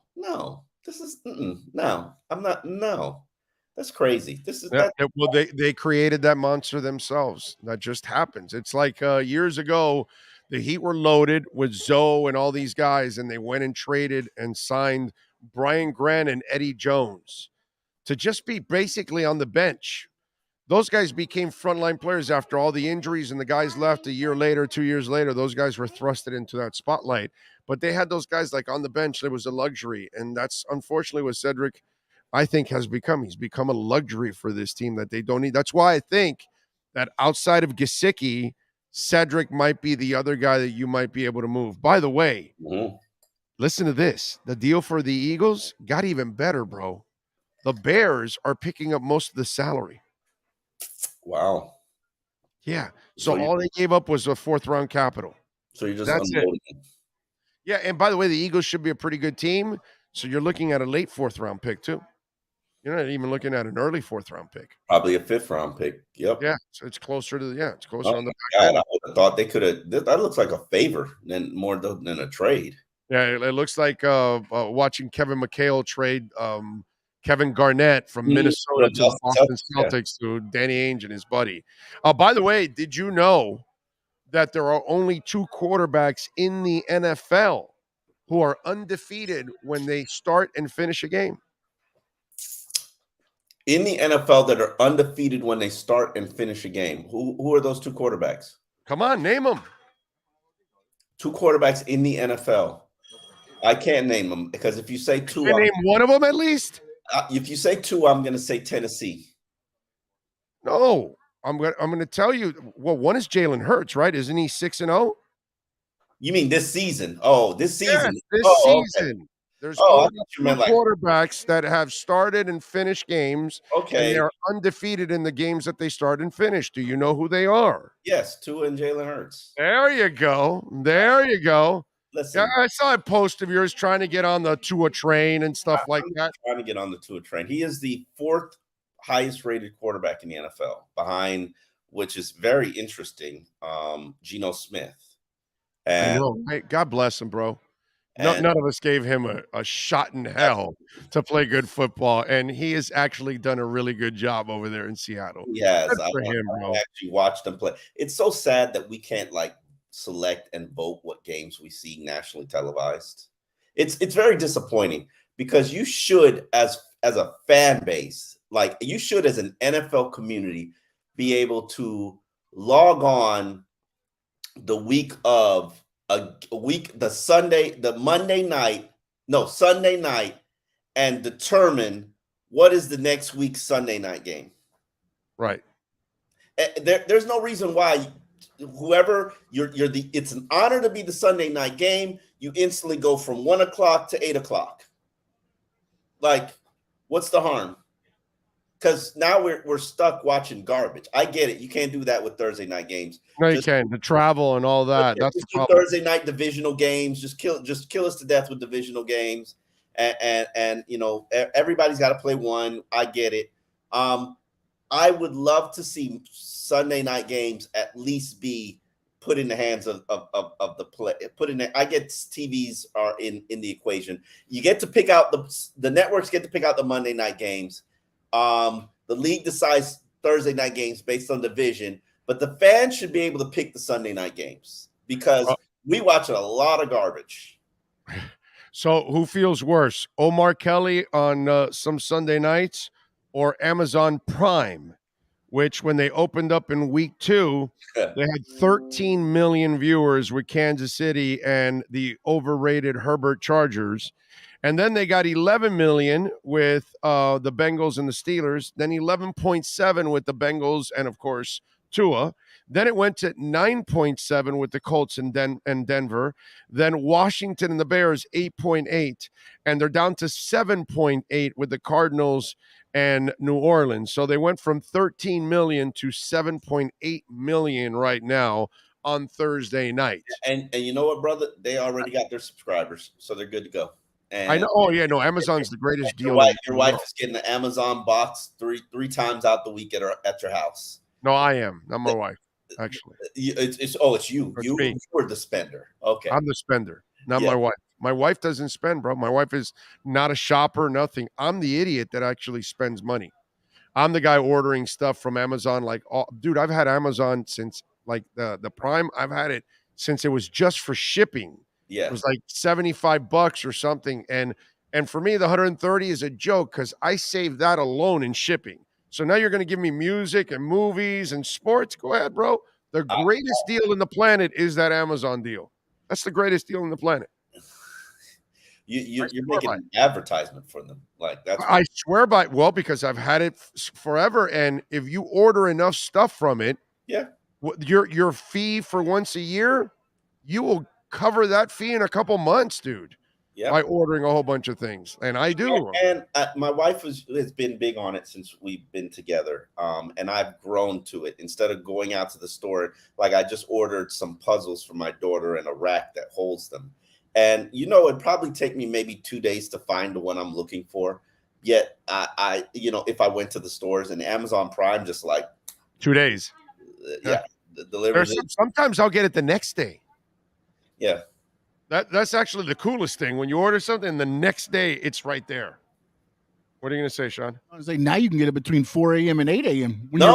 Hey, listen. Amazon delivered some stuff to my house at 4 o'clock in the morning. My ring went off. I saw a guy walking up to my house, and I was going to get my gun. Right, yeah.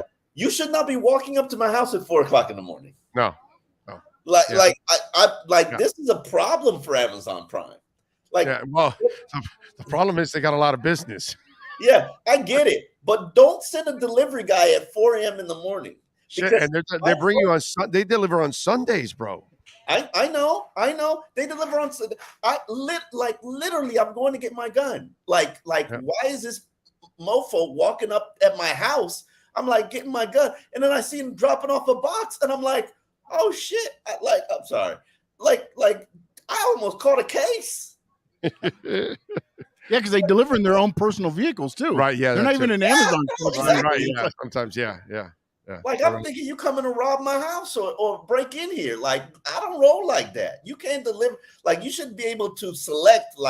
Don't deliver. Deliver in the daytime to my house, or deliver at night.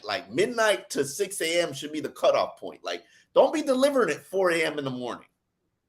So let me ask you something. While we've gone through this whole Tua mess for a couple of years, one of the things that people have been crying about and moaning about was, we should have picked Justin Herbert and all that. And so, as time has gone on, I don't want to have that conversation because I don't think.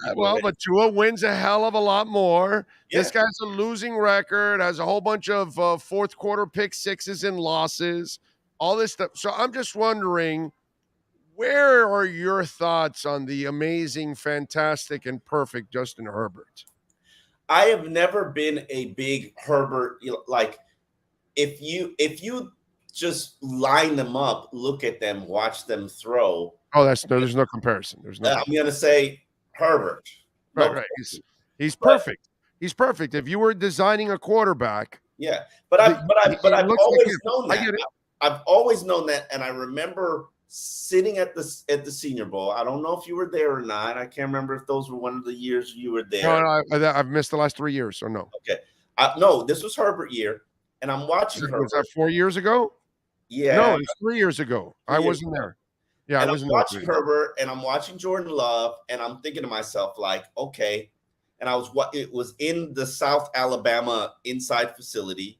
Oh, wait a minute. I went to that one. That's right before the pandemic. Yes, right before pandemic. Yes. That's the last Senior Bowl. I haven't gone to what I haven't gone is to 3 combines. I've missed 2 Senior Bowls. That's what it is. And I said to myself, everything about him is perfect except something is missing. And then I talked to him, and there was just no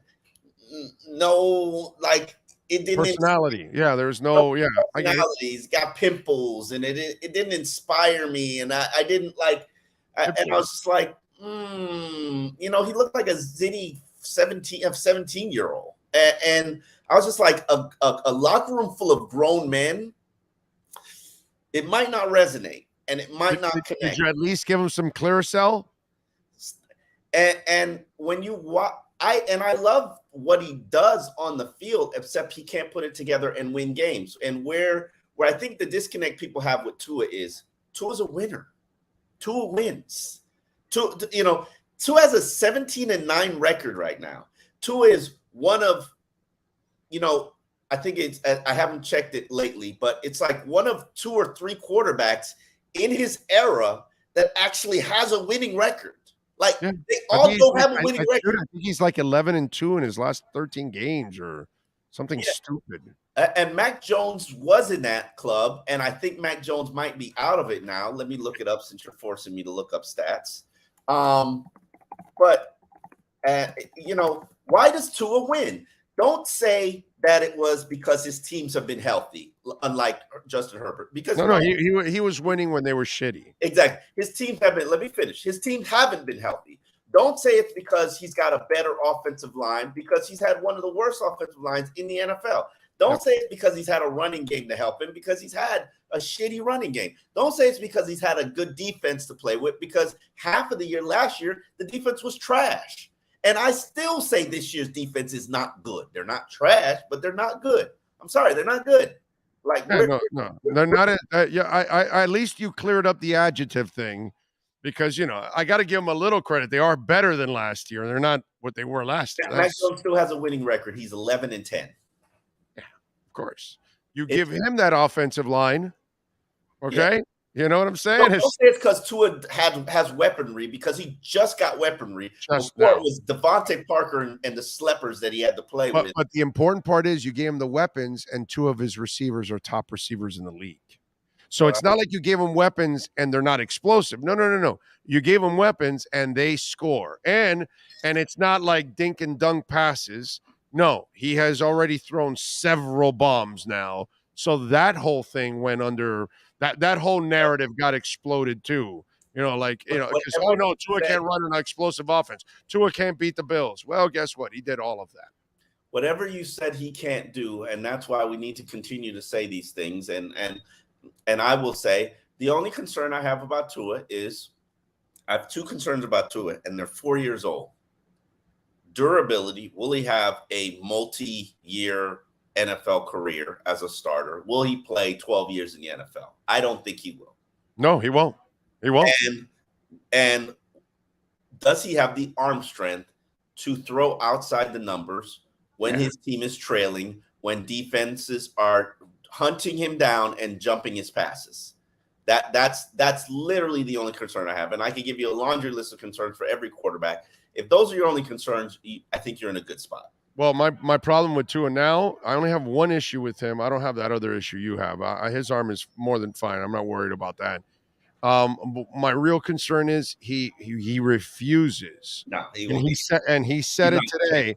He said it today. It's a weird competitive thing. He refuses. And I think I may have played that Tua video of him as a high schooler. Yes, last week. He's not going to change, and I don't support him. He's not changing. He's not changing. When you get to this point, that's the one thing that I do hate. People want to try to change how you play the game. Don't do that. Stick to who you are. But no. Avoiding contact is a smart thing, my brother. No, play the game. Play the game that you know how to play. If you slide if you want to slide. He doesn't want to slide. He did it twice in that game. Not once. He didn't forget, and one time it was a brain fart, and he did. No. He did it a second time. And it's week 7, bro. I don't need you diving in week 7. I get it. Dude, I get it if it's the playoffs or the Super Bowl. Like I said this morning with Matt Verderam, that I get it if you're freaking John Elway in the Super Bowl and you're helicoptering. I get it. You got to sell out in the Super Bowl and the playoffs. That's fine with me. But in week 7, dude, I need you to slide. Look, he admires Marino. Marino never did that, not once in his career. What Tua did twice in one night on Sunday, Marino never did it one time. I'm sure we could find some video of Dan Marino during his many years in the NFL steamrolling a guy. Unless he dove into the end zone, you will never find it in the open field that he put a shoulder into the guy. Marino never did that, bro. Never. Never. That was not in his DNA. It's like Marvin Harrison. Why do you think he lasted so long? Because he would catch and sit down, slide, run out of bounds. We all pick on Ted Ginn. The reason why Ted Ginn played a long career, because he ran out of bounds. Okay? Warwick Dunn, he avoided hits constantly. Barry Sanders. Beatty McCoy. Kyler Murray does this now. Yeah. That is a beautiful. Russell Wilson has done that most of his career. If you have this, if you're smart, bro, you don't need to take those kind of hits. You won't last. Yeah. And that's my problem. He won't have a double-digit career if he takes on hits. I get your point, and I understand where you're coming from, and it's about preserving his health and preserving his career. Amen. You knew what you signed up for, Big O. You knew exactly what you signed up for. I get it, but God, I wish he would use his head, bro. Not as a hammer. Yeah. It's who he is, and I don't really think he's going to change, and I wouldn't want him to change. Of course not, because you made this. It's your fault. No, now it's my fault. Yes, I'm blaming you and the rest of the media that keep telling him he's too short and he's got a noodle arm and he can't win and he can't run a big offense and he can't beat the Bills and he can't do this and he can't do that. And he says all this stuff about not hearing. That guy plays like he's out to prove. Nah, he don't hear it. He don't hear it. Trust me, he don't hear it. He don't hear it. I think he does hear some of it. I think they tell him all the time. Hear it. Trust me. He is. This is a different kind of cat. He's a blip. Trust me, and I've dealt with a lot. That's what I thought, but no, not the way he's playing. He plays with a chip on his shoulders, like he's trying to prove to everybody. His approach. That's how he's always been. Where does he have to prove to us he's tough? He doesn't have to prove to us he's tough. I already know he's one of the toughest players I have ever seen in my entire life. He's just competitive. He does not, trust me. If Nick Hicks isn't bringing it to his attention or his dad isn't bringing it to his attention. That's what I mean. That's who's doing it. They're I don't think they do that. Nick Hicks, his father, his brother, and Nolan. They're at one point or another, it's coming from somewhere. I don't think they do that. Listen, he's so narrow. He's so centrally narrow focused on the stuff that he's got to do, and I respect it. I respect it. I got one question for you, because you're saying all of this, and I have the answer to this before I even ask it. Did you watch the interview with Maria Taylor? Which one is that? It just happened now for Sunday Night Football. Did you watch the interview? No. See, he doesn't do any interviews. He only does it when they do the national stuff. He did it with Fitz and he did it with her. He said, "I'm taking receipts." He said it. I'm taking receipts. He's just taking receipts of what Nick Hicks tells him. Whatever. That's right. I'm not telling you he's sitting by the radio. I got podcast where he's sitting in front of those underestimated, whatever those stupid shows are called, of First Take or whatever crap. He's not sitting there, but he's getting it from the secondary people around him. Dad, Nick Hicks, the brother, the whatever, and Nolan, whatever. Oh, this is going to be the subject. This is where they're. It'll be interesting. He's taking receipts, bro. I want you to. You should watch that interview. That's a really good interview, Maria. He was really good in that interview. You don't see Tua like that a lot. You should watch that interview. It's a 20-minute interview. It's a really good interview. Tua was fantastic in that interview. He was beautiful describing the Dolphin fan base and the franchise, and like, we don't have time to develop, we don't have time to wait, we got to win now, all this kind of stuff. He's done with excuses like that. Like, it was a really good interview, but in all that, when she was talking about the doubters and all, he said, "I'm taking receipts," which is the kind of shit that you never hear him say. And that's why I'm telling you, man, he plays like it. Omar, he plays like it. He's feeling like a rabid maniac, because he hears all the people that have said this, you can't do that. Oh my God, it's Broncos Jaguars Sunday night. Yeah. Are you kidding me? Yeah. Oh my God. Don't you love the Jags? Or isn't that the case? Didn't you require that they put on the Jags? Right, it's all your fault, Omar. You call you. Oh, hold on. sent From in- London? That's it. There you go. Oh, no. That's Sunday AM. Sunday. I'm sorry. Oh, My bad. okay. Oh, my God. That's Sunday AM from Oh, yeah. London. That's right. We always give them a crappy game over there. Yeah, that's fine. That's, yeah. Yeah. I mean, the British should hate us. Oh, hold on. So Russell Wilson was doing those knee ups on the flight to London. Yeah, that's a long Right. But don't I mean, really, I mean, the Brits really should like sever all ties with America, right? Because No, they don't know the difference between, just like us. don't go insulting our friends from London. Listen, Okay, our English friends are very smart when it comes to football. I talk to them all the time. They're good fans, bro. They know their stuff, and they should hate us because all we do is give them shitty games every year. You got to go with whoever's sending you over there. Oh my God, telling you, I'm not surprised they haven't declared war on us for the terrible NFL games we have sent their way. That is really, really bad. You got them winning this week at least, Omar? Yeah, because I don't believe in the Dan Campbell Lions. I love Dan, but I never thought he was going to be a good head coach. The rah shit doesn't go anywhere. Yeah. I've seen it. It's called Mike Tice. Yeah. I've seen this. It doesn't work, bro. It never works. Never works. If you don't teach these guys how to win and get their incentives and all that, they're gonna hate you, bro. They're gonna hate you. Like you were around the Cam Cameron thing. Like they knew right away they were screwed.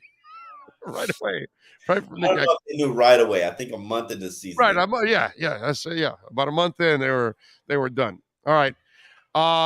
Tell us a little bit about I Am Athlete, bro. What do you got going on? Returns to Steelers. TJ Watts returns to Steelers. I Am Athlete, we are on hiatus right now. We're finishing up. We just finished up season 4. Season 3. We're planning for season 4. We're on a tour. Our next tour date is Atlanta on December 1st. So we're planning out some episodes to be taped in Atlanta. That's where we are. And right now, we've got a crew out in California with Pac-Man, who's launching his weed line. So with cookies. So that's where we are. And we're just working. We're doing I Am Athlete Radio live every night on Sirius channel 82 from 7 to 9. Did you see the new Steelers logo? Why are the Steelers changing their logo? Oh, dude, yeah, they had to update it because things aren't going very well for the Pittsburgh Steelers. So what? I'm just telling you. We don't joke about tradition here. No, but they're changing their logo. Oh, I'm sorry, bro, but I'm just trying to help you out here, helping you with some news with the Eagles. And now let me show you. Let me give you a look here on the new, Pittsburgh Steelers logo.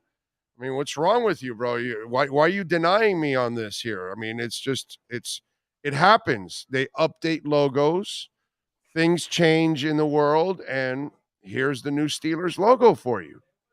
What do you think about that? What are your thoughts on the new Steelers logo?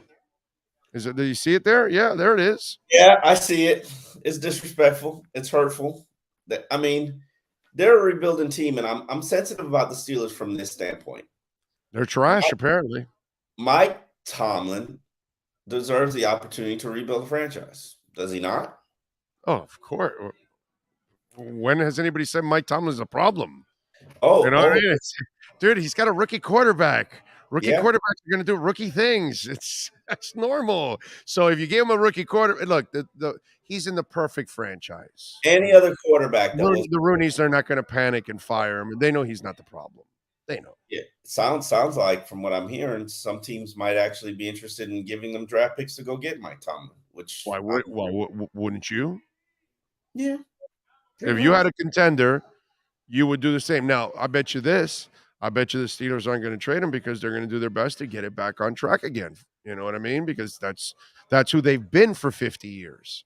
Unfortunately, now they're trash. But I mean, that's they got to use that logo for now.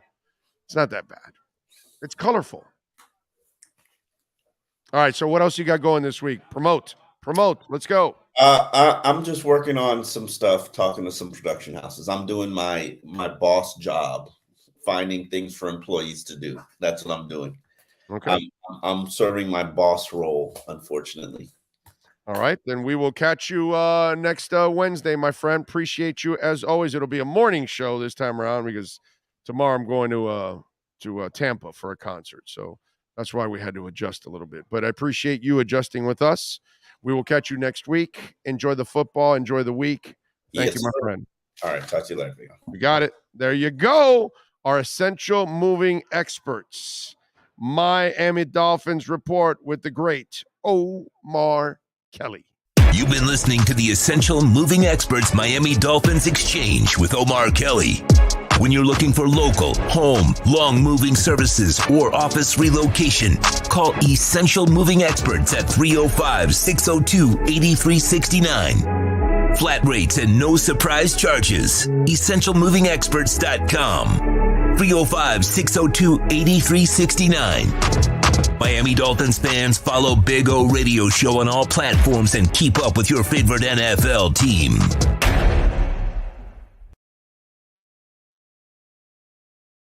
There we go. There we go. All right. There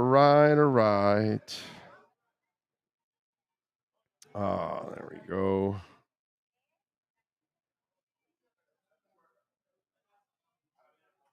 Okay, there you go. I included you in an email with his, so take it from there and then send it to him. That's it. There you go. In a long, convoluted way.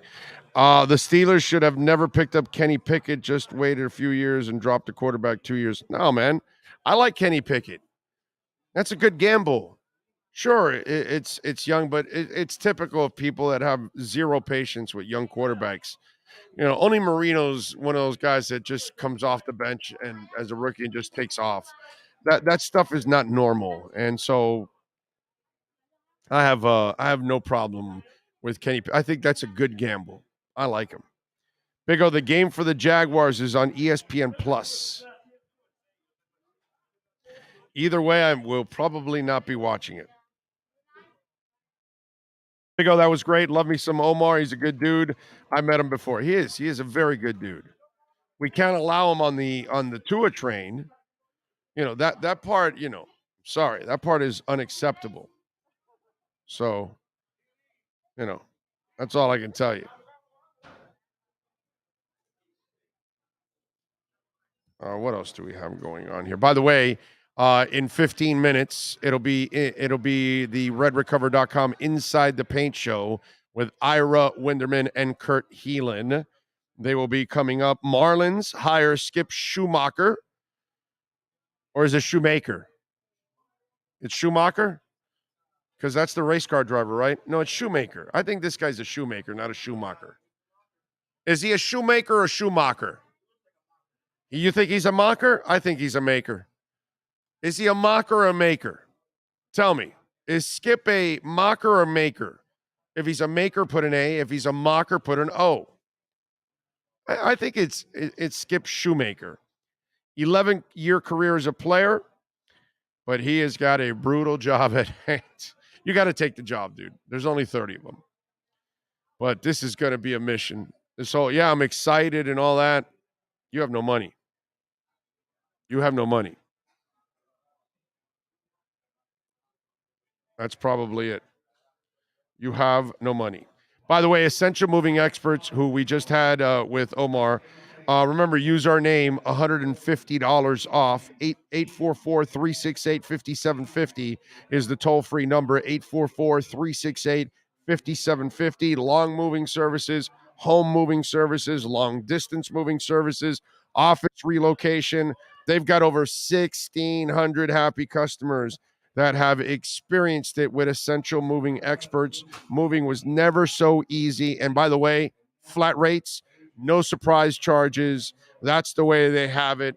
And my man, Sean Williams, the owner of Essential Moving Experts, kind enough to join us now on the program. So, Sean, good afternoon, sir. How are you doing, my friend? I'm doing good, Big O. How you doing? Excellent, excellent. So I got a question for you. All Who right. are the only two quarterbacks in the NFL that are undefeated in games they have started and finished? Well, I'm gonna assume it's Tua and Hurts. That's right, baby. And you assumed correctly.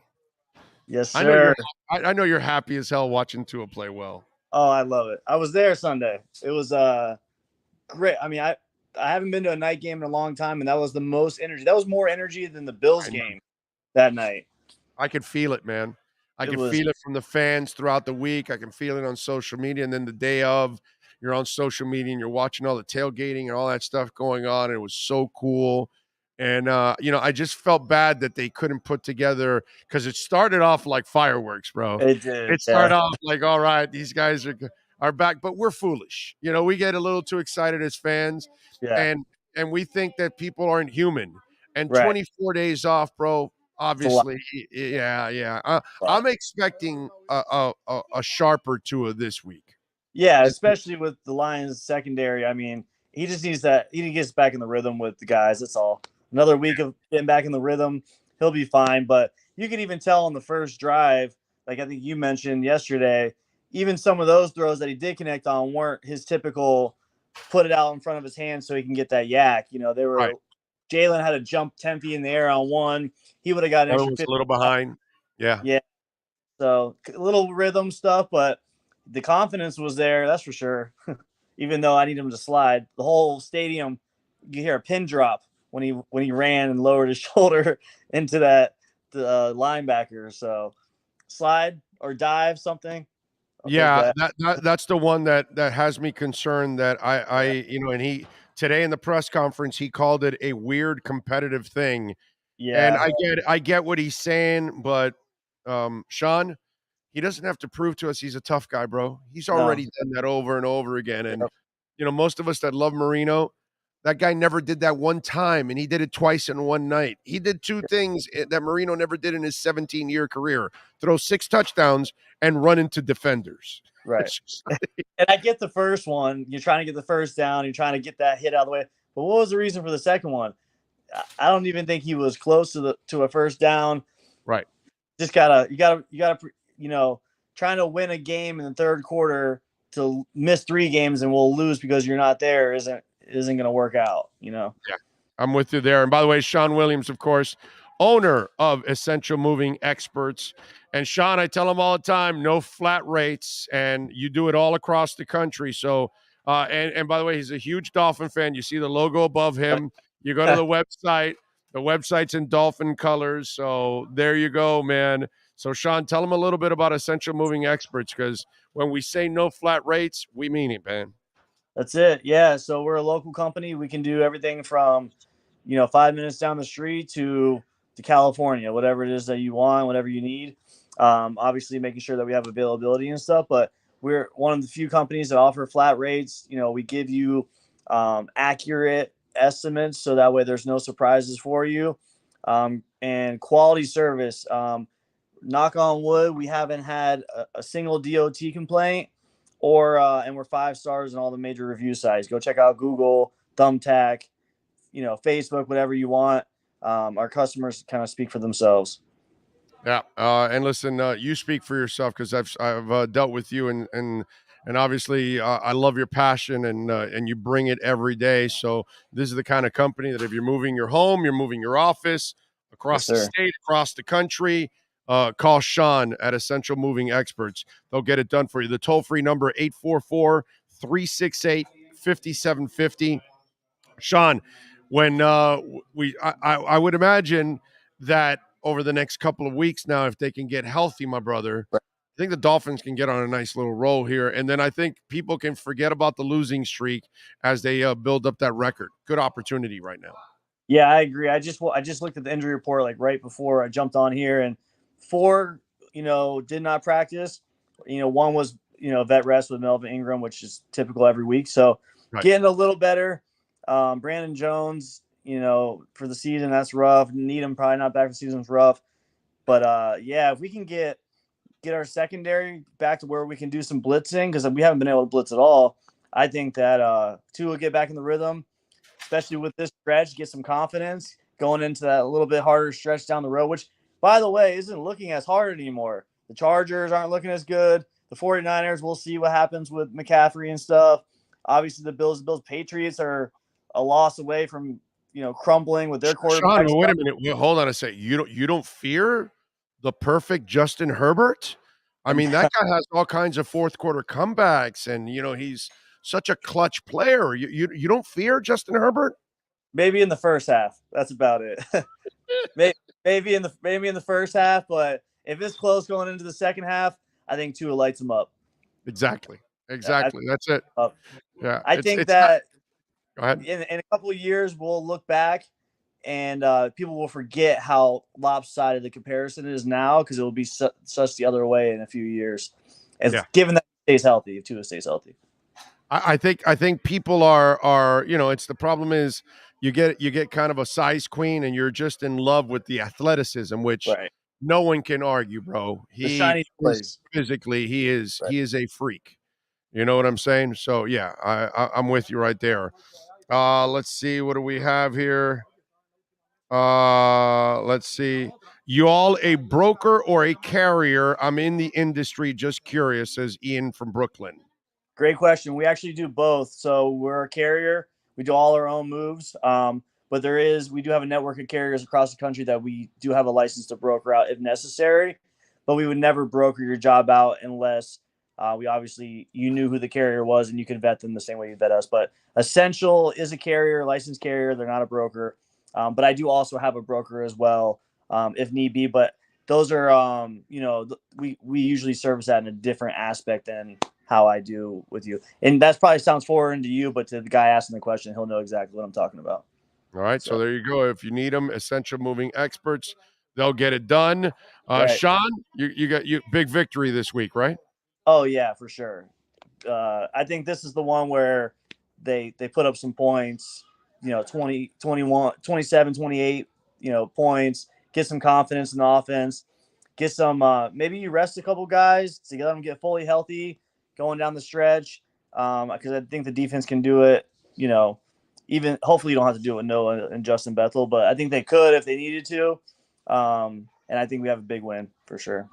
I'm with you there. And remember, use the code Big O or mention Big O when you call Essential Moving Experts. You'll get $150 off. And again, Sean, thank you for being so supportive of the platform and obviously now supporting the Omar Kelly segments, which they are back and they are on fire as always, my brother. Appreciate you. Yeah, no problem. Thank you. And let anyone know also, we're doing winter discounts right now. So when you call in, mention Big O, mention winter discounts. Wintertime, it slows down a little bit, and we offer a lot of different flexible rates. So just mention it when you call in. There you go. Some winter discounts. All right. There you go. Sean, appreciate you, my brother. We'll catch up. I'll talk to you soon. You got it, baby. Be good. There you go. Sean Williams from Essential Moving Experts. There they are. There they go. We are awaiting Kurt, right? Okay. All right. All right.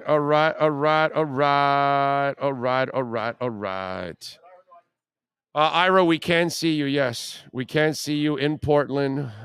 Just don't go down to downtown in Portland because they like to do all kinds of protests with rifles and machine guns and all that stuff. Bring Ira on.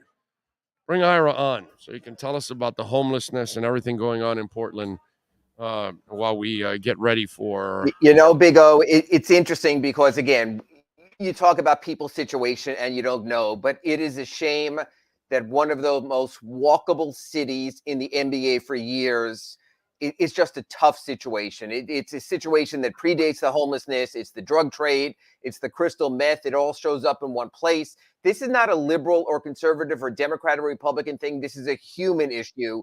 And it's terrible because the one thing I always try to do in NBA cities is go for long walks and see where I am, be part of, the country. And I did that today, and I walked 2 miles, and I always tell my son in cities, you have to have your head on a swivel.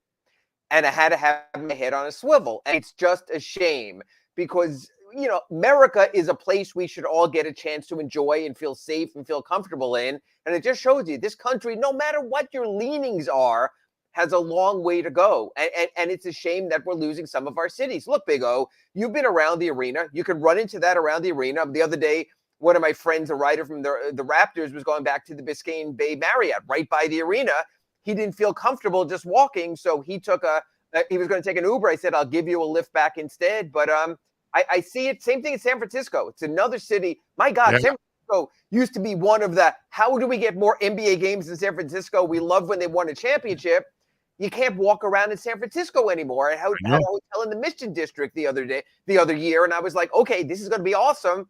And they tell you in the lobby, just be careful when you go out. So I love Portland. I think the people here are terrific. I have a beautiful view out of bridges and outside of the mountains here, but it's a little bit different time. And unfortunately, we've wound up with too many head on a swivel cities.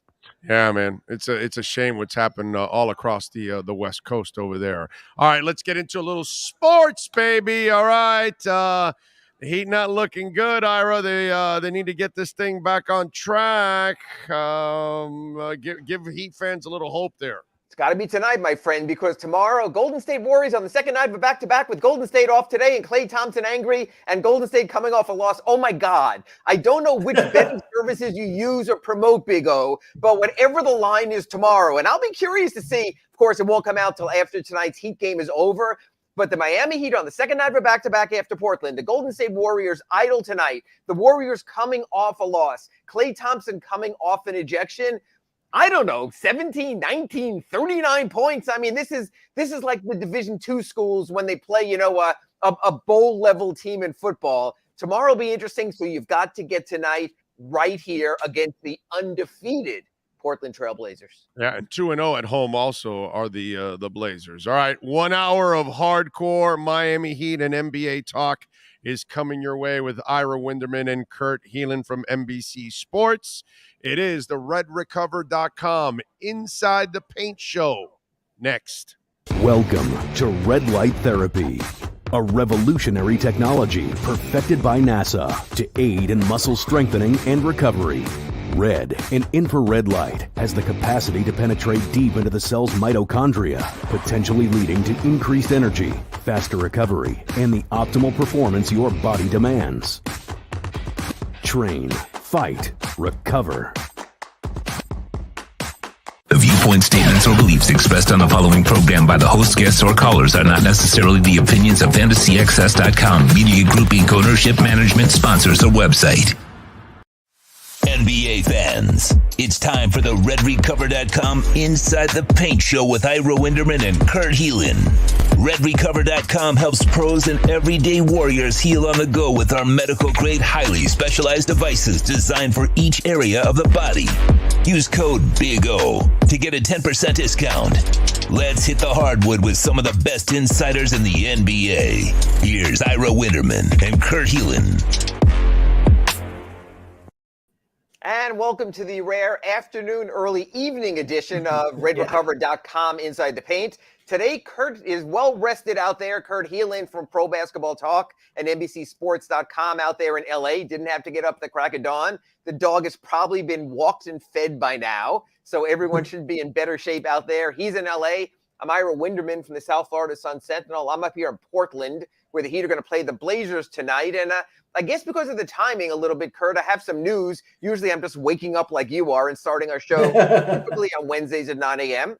Went to the Heat shoot around today. Omar Yurtseven is with the Heat traveling, but both Eric Spoelstra and Omer said probably still a week away. He hurt his ankle in the preseason opener against Minnesota, said it was hurting a little bit in the Bahamas, so he won't be on this trip. Back for the Heat after their suspension, Caleb Martin and Nikola Jovic. They missed Monday's game against the Toronto Raptors, so they're back in the mix. And Victor Oladipo is still in the wind, and I will get into that with Kurt a little bit more as we go on. Still that knee issue, opposite knee from his surgical knee. He is not out here with the Miami Heat, so a little bit of Heat news today. Martin and Jovic glad to be back. Jovic hasn't played yet this season. So I sort of want to get the man who does the rankings and knows the league and sort of talking all around the league. I find it interesting because a lot of people have done power rankings, look at the Miami Heat 1-3 record, and some still have them high because they do more of a overall season projection.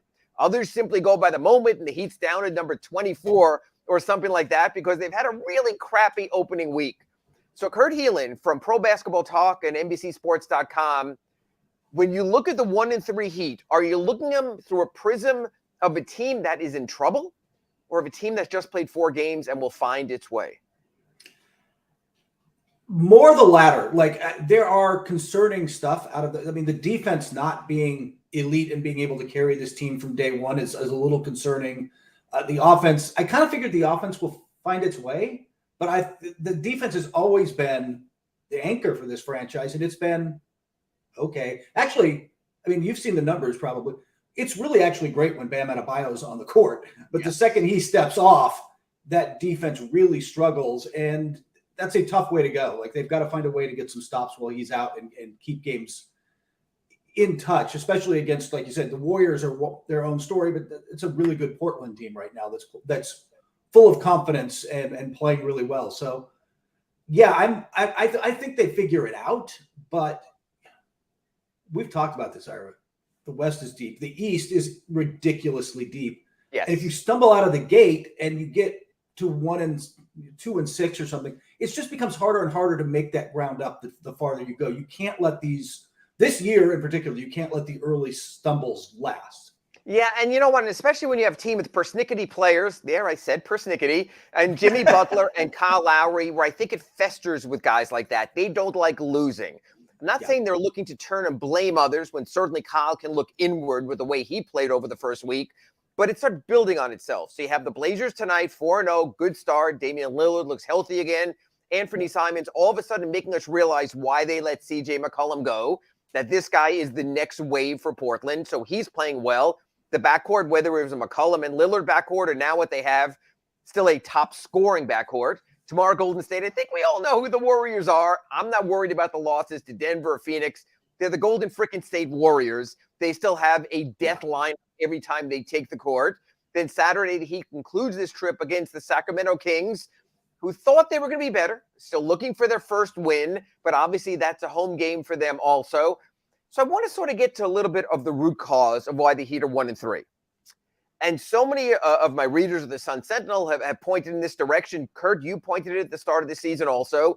We tried to give logic and reason to the loss of P.J. Tucker, to the small lineup. Caleb Martin has started 3 of the games at power forward. Then Max Strus, formerly known as a shooting guard, started basically in place of Caleb Martin in the Monday loss to Toronto. The league isn't necessarily big, and teams that are playing big aren't necessarily thriving. But Kurt, over an 82-game season, is going this small a losing proposition?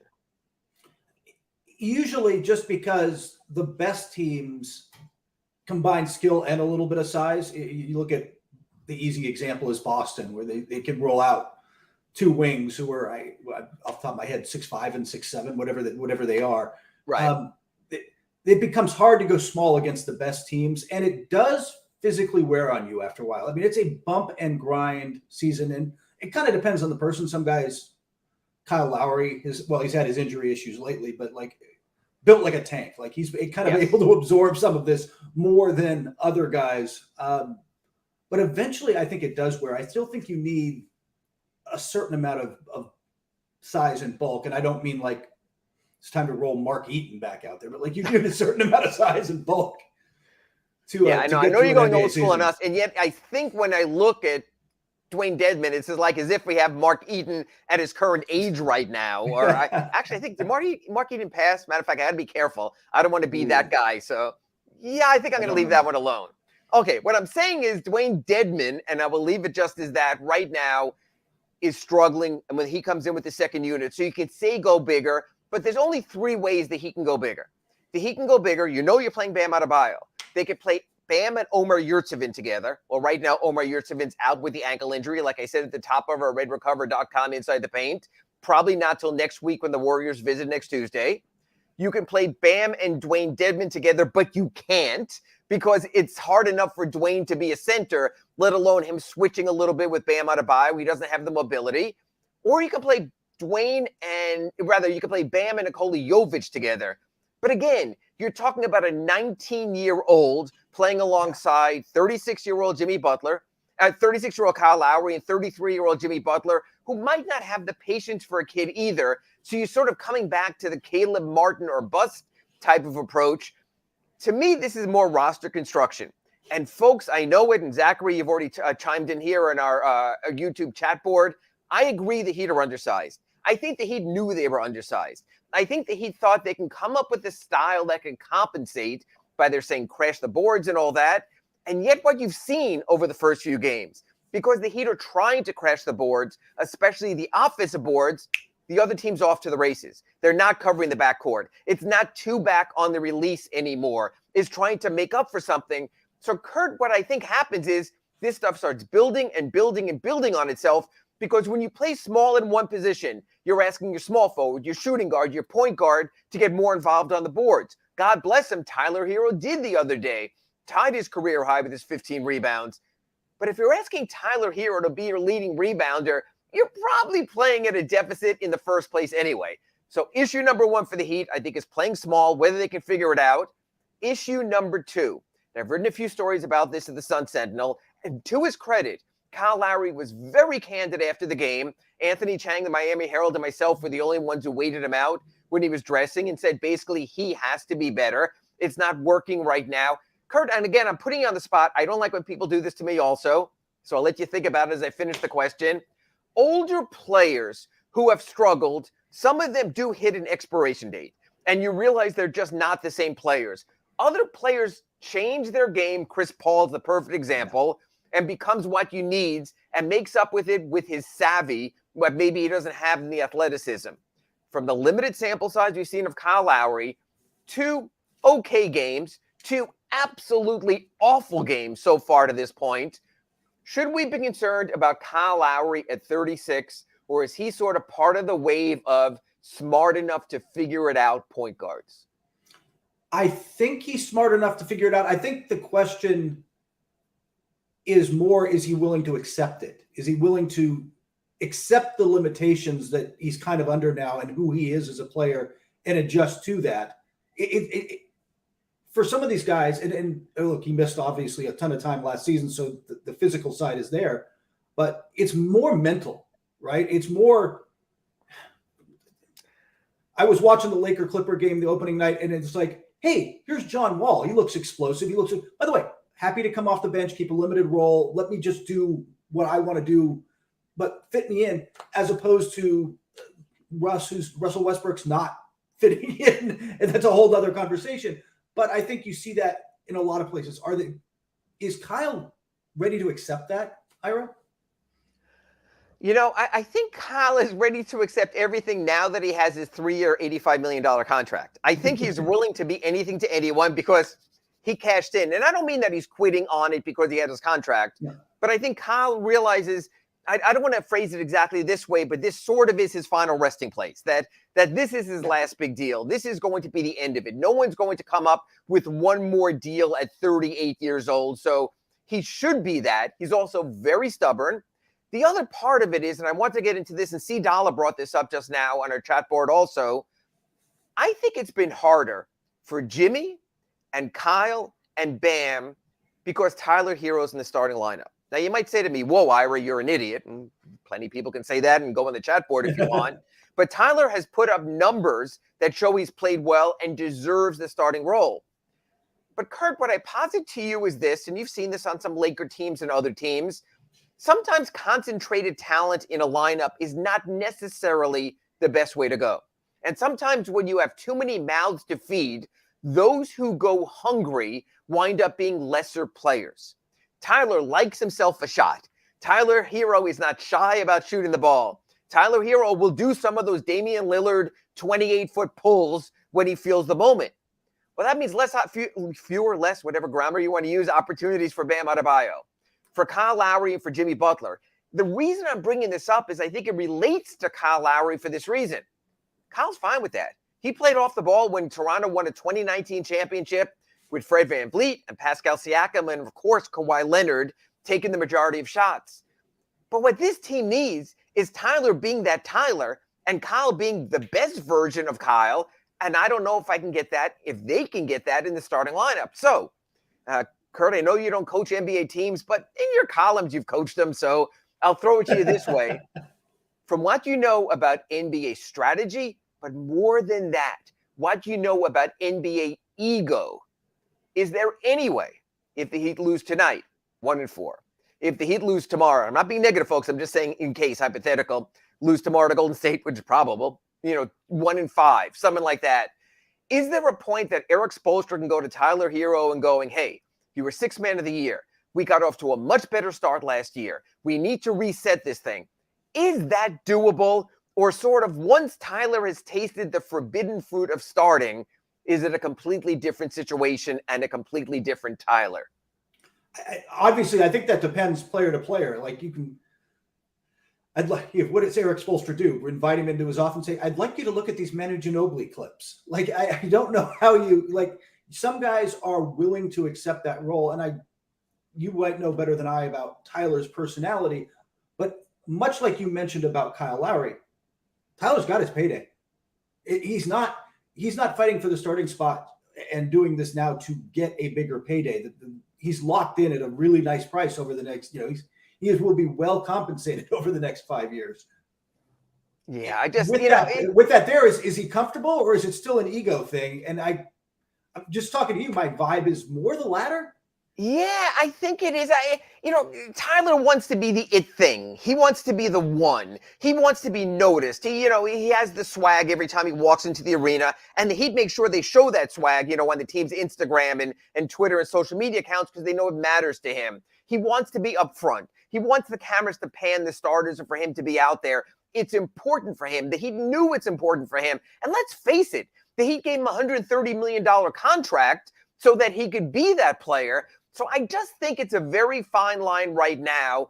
But I think if you also want Bam Adebayo to get up a bunch of shots, 15, 17, he says that 18-shot range, and you don't want to take the ball out of Jimmy Butler's hand, I think it's getting very difficult for me to slice up that pie chart. And the only way I can do it is to slice out Kyle Lowry's portion of the pie chart. And you paid him $85 million over 3 seasons. I need him to be more than part-time facilitator and guy who leads to the pass that leads to the pass and getting hockey assists. I didn't pay Kyle Lowry for hockey assists. I paid him to be the general to get the team the best possible shots, not to help other guys create their own offense. So I thought from the get-go they were stuck there. And I thought from the start it just didn't work. I know you had to pay him. I know you can't give up talent. I know we both sit here and I think we'd agree, Eric Spoelstra, great coach. He will figure it out. And I agree with that. But you still can see in this rotation, and here's why I bring this up, Kurt. You need more than 5 players to win an NBA game. You have to get something off of your bench as well. Now, you don't know that covering the Lakers because they barely have more than 2 players, but most NBA teams, you need Philadelphia right now. Yeah. Philadelphia is another thing. You can talk about Daniel House all you want and things like that, but you need a little bit more. Right. So the point is, when you look at this Heat second unit with Tyler not in there and with Victor Oladipo not in there, who are the shot creators? I mean, if you're playing Gabe Vincent as your point guard, if you're playing Duncan Robinson and you're playing Max Strus, maybe you're throwing in some Haywood Highsmith and you're Dwayne Dedmon. I mean, okay, let's stop for a second because I want to get perspective here, okay? I'm going to give you a starting lineup, a lineup that the Heat could go to with their second unit, okay? Dwayne Dedmon, Haywood Highsmith, Duncan Robinson, Max Strus, and Gabe Vincent. That's a lottery team, isn't it? That's a G League team, isn't it?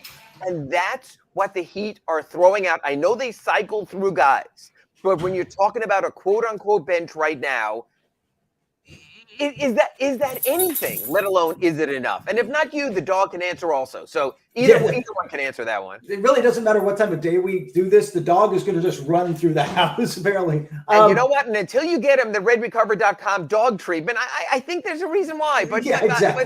Let's go back to the question. That is not a great lineup because you don't have shot creation and you don't have lockdown defense either. But you've got you've got guys who can knock down shots. You've got Strus and guys who can get you points. But unless you're running some sort of Quinn Snyder Utah system, how are you generating the looks? This isn't. I mean, Miami does have its system, but it doesn't generate that kind of ball movement. Well, Kurt, let me phrase it to you this way: Dwayne Dedmon, Haywood Highsmith, Duncan Robinson, Max Strus, Gabe Vincent. 4 shots left on the shot clock. You throw it to someone, and you tell us, get us a hoop or get a free throw. Who?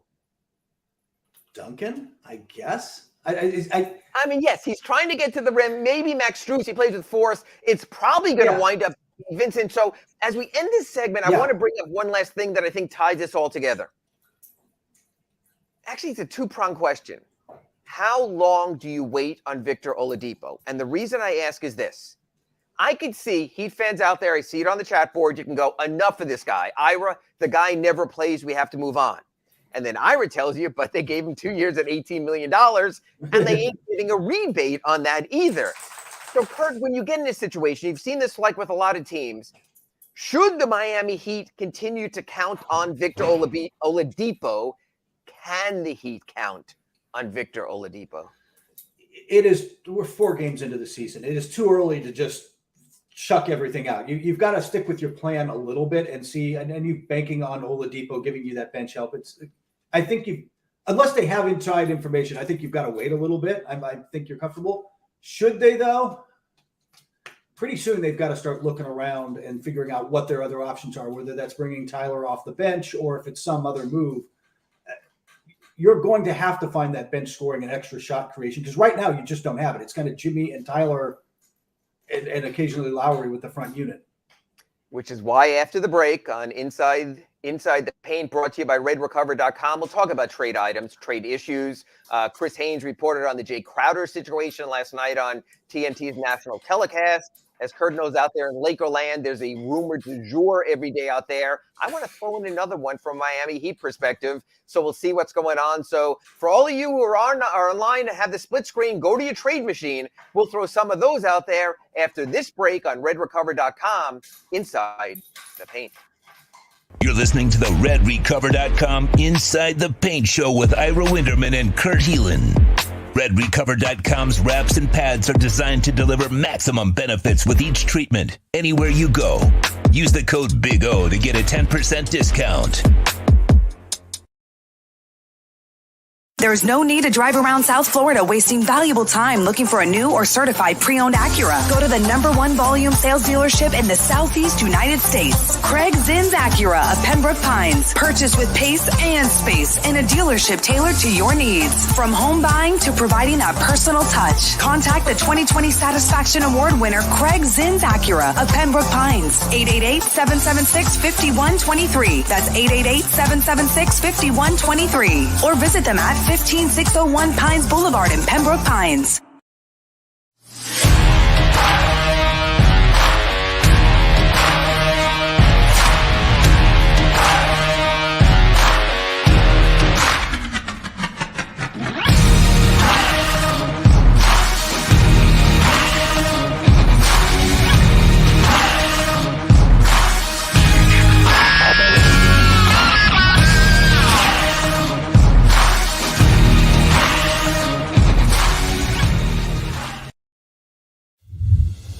Hey guys, this is Hayden Hurst, NFL tight end. I'm partnering today with Red Recover. We're going to run you guys through some drills.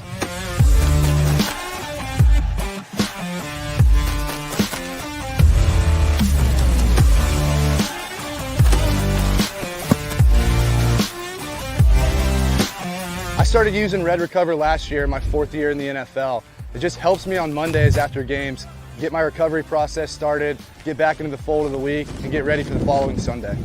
If you want to recover like me, use Red Recover.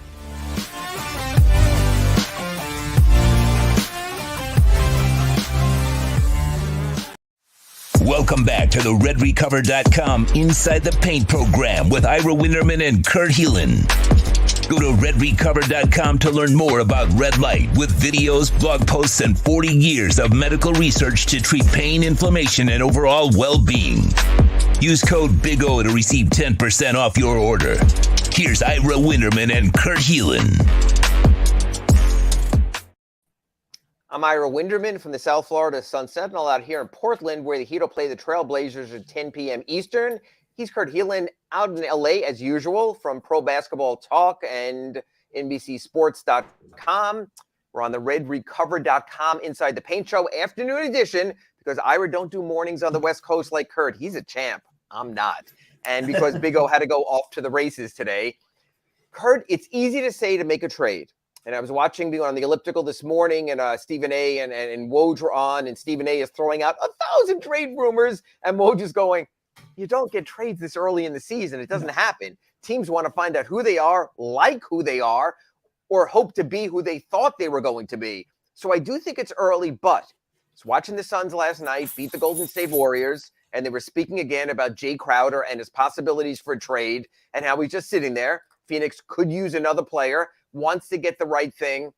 Kurt, if you're the Miami Heat, do you throw a tangible asset at the Suns, including a future, maybe unprotected first-round pick, maybe a tangible thing like a Max Strus out there for a player in the final year of his contract in the 30s, or do you got to be a little more patient? And just tell us also, since you are on the West Coast, your thoughts on Jay Crowder. I don't want to say is a panacea, but just someone who not only in the moment, but for the season and the playoffs, be the right fit for this team. I think he would be an improvement. I think to be honest with you, he's kind of a poor man's PJ Tucker. He has never been as good at everything as PJ Tucker is and what he brought to Miami, but he fills a lot of those same kind of roles and needs. And I think you hit the nail on the head, is a guy you can trust in the playoffs, is a guy who can, in big moments, you can count on. He has been there before. The trade rumors with him are kind of all over the place. I don't think the problem is, I don't think I don't think the Suns are really looking for, if you want to throw in a first round unprotected pick, they'll consider it, but that's still a win now team. I've got a whole story up today. I saw them against the Clippers. This is a team that is thinking, we won 64 games. We are not going to be defined by that ugly loss to Dallas. And whether you think that's true or not, that's where their head is. They are not thinking about what's next. They're thinking, hey, we've got Chris Paul. We can contend while we've got Chris Paul. That's a very limited window. We've got to do it now. So they're not really looking down the line. They want a guy back who can help them now. And while a Strus could do that, I don't know if I'm Miami. Am I there yet with Jay Crowder? I'm not sure yet that I am. Reasonable. So I'm going to take it from the other perspective. And that's a really good take, Kurt, because when people are talking about a trade, it's got to be what the other team is looking for. This is not teams looking for draft choices who are making deals with the Lakers and trying to get theirs. This is a very much in the moment team. Like you said, Chris Paul, you don't know how much more of him there is going to be anyway before they move to their next incarnation. So let me throw it to you another way. I'll make the cap work after. We can get beyond that. I'll give some numbers. I'll call Andy Ellisberg on the cell phone here. We'll get him on the phone. So let's just look at this Heat roster. If I'm telling you the Heat are not trading Jimmy Butler and Bam Adebayo, and probably not trading Tyler Herro because they can't trade Tyler Herro, nor would they put him on the level of a trade for a Jay Crowder, and therefore Kyle Lowry has no interest to the Suns. They already have their 36, 38, 39-year-old point guard anyway. So those four are off the table. No Adebayo, no Lowry, no Herro, and no Butler. Who, if you are James Jones and you're looking at the Miami Heat roster and Andy Ellisberg calls in saying, hey, we want Jay Crowder. Can't be those four. Anyone else? Who do you want? Kurt Heelan, is there anyone that the Suns would want? The funny thing is, I think you might, depending on where they are in the season, but I think they might have an interest in a Caleb Martin type of player, like somebody that they could fit into their rotation and give them some depth at the four behind. Right now they're starting Cameron Johnson there. So I think that makes sense, but you can't trade him until December 15th. Until December 15th, they used him in the biannual exception. Unlike the guys who got significant raises like Oladipo and Dedmon, they can't be traded till January 15th because they got more than a 20% raise. Caleb Martin's an interesting name there. Again, probably the same level viewed by many as a Jay Crowder right now. And this, again, and Kurt brings up a good point of why there aren't trades, because any player signed in the offseason cannot, as a free agent, cannot be traded until December 15th at the earliest. And any player signed with a significant raise who did not go into exception money can't be traded till January 15th. There's a reason the NBA trade market is so slow early in seasons. You have about a quarter of the league who is untradeable, let alone those guys with no trade clauses because they're veterans or it's implied in their contracts because they're one-year contracts on Larry Bird deals. So you have that in play also. So I think that's reasonable. So to backtrack here for a second, just forget the money. I'll make the money work. Magic Eye will make the money work. Max Strus for Jay Crowder. Ooh. Hurt? The Suns might be into that just for the depth in the shooting. There's team so reliant on their shooting, right? Like just that obviously Devin Booker is on fire to start the season, but they rely on that spacing and shooting and moving the ball and playing basically 4 out with Ayton in the paint. That sure they might be open to that. I'd be curious where it kind of depends on where they rank Strus, but they're actually getting the other part of that is, what they're getting from Jay Crowder right now? Nada. But I led you down the wrong path on purpose just so I can come back with, there's not a chance in hell if I'm the Miami Heat, I do that. You got a young talent. You don't have a ton of draft choices. You're not going to have lottery picks. Not saying Max Strus is a lottery pick, but I'm saying Max Strus is turning into a pretty damn good NBA player. And how can you trade away? I know he's an impending free agent, but at least you'll have his bird rights. How can you trade away that possibility for a 1-year rental of Jay Crowder? Keep in mind, folks, the reason Jay Crowder left the Miami Heat after the 2020 playoffs was he wanted the 3-year, $30 million deal he got from the Suns. At the time, the Heat balked because they still thought there was a chance to get Giannis going forward in free agency and didn't want to spend the money. So now you have Jay Crowder coming back 3 years later. He's going to want a new free agency contract also. Remember when the Heat, for example, traded for Andre Iguodala from Memphis. If you remember, Kurt, Andre Iguodala was not with the Grizzlies. He was sitting out after he had been traded from Golden State. The only reason and the only way that he got that deal done is they gave Andre Iguodala 2 more years. One was a team option, but they gave him 2 years, $30 million extension.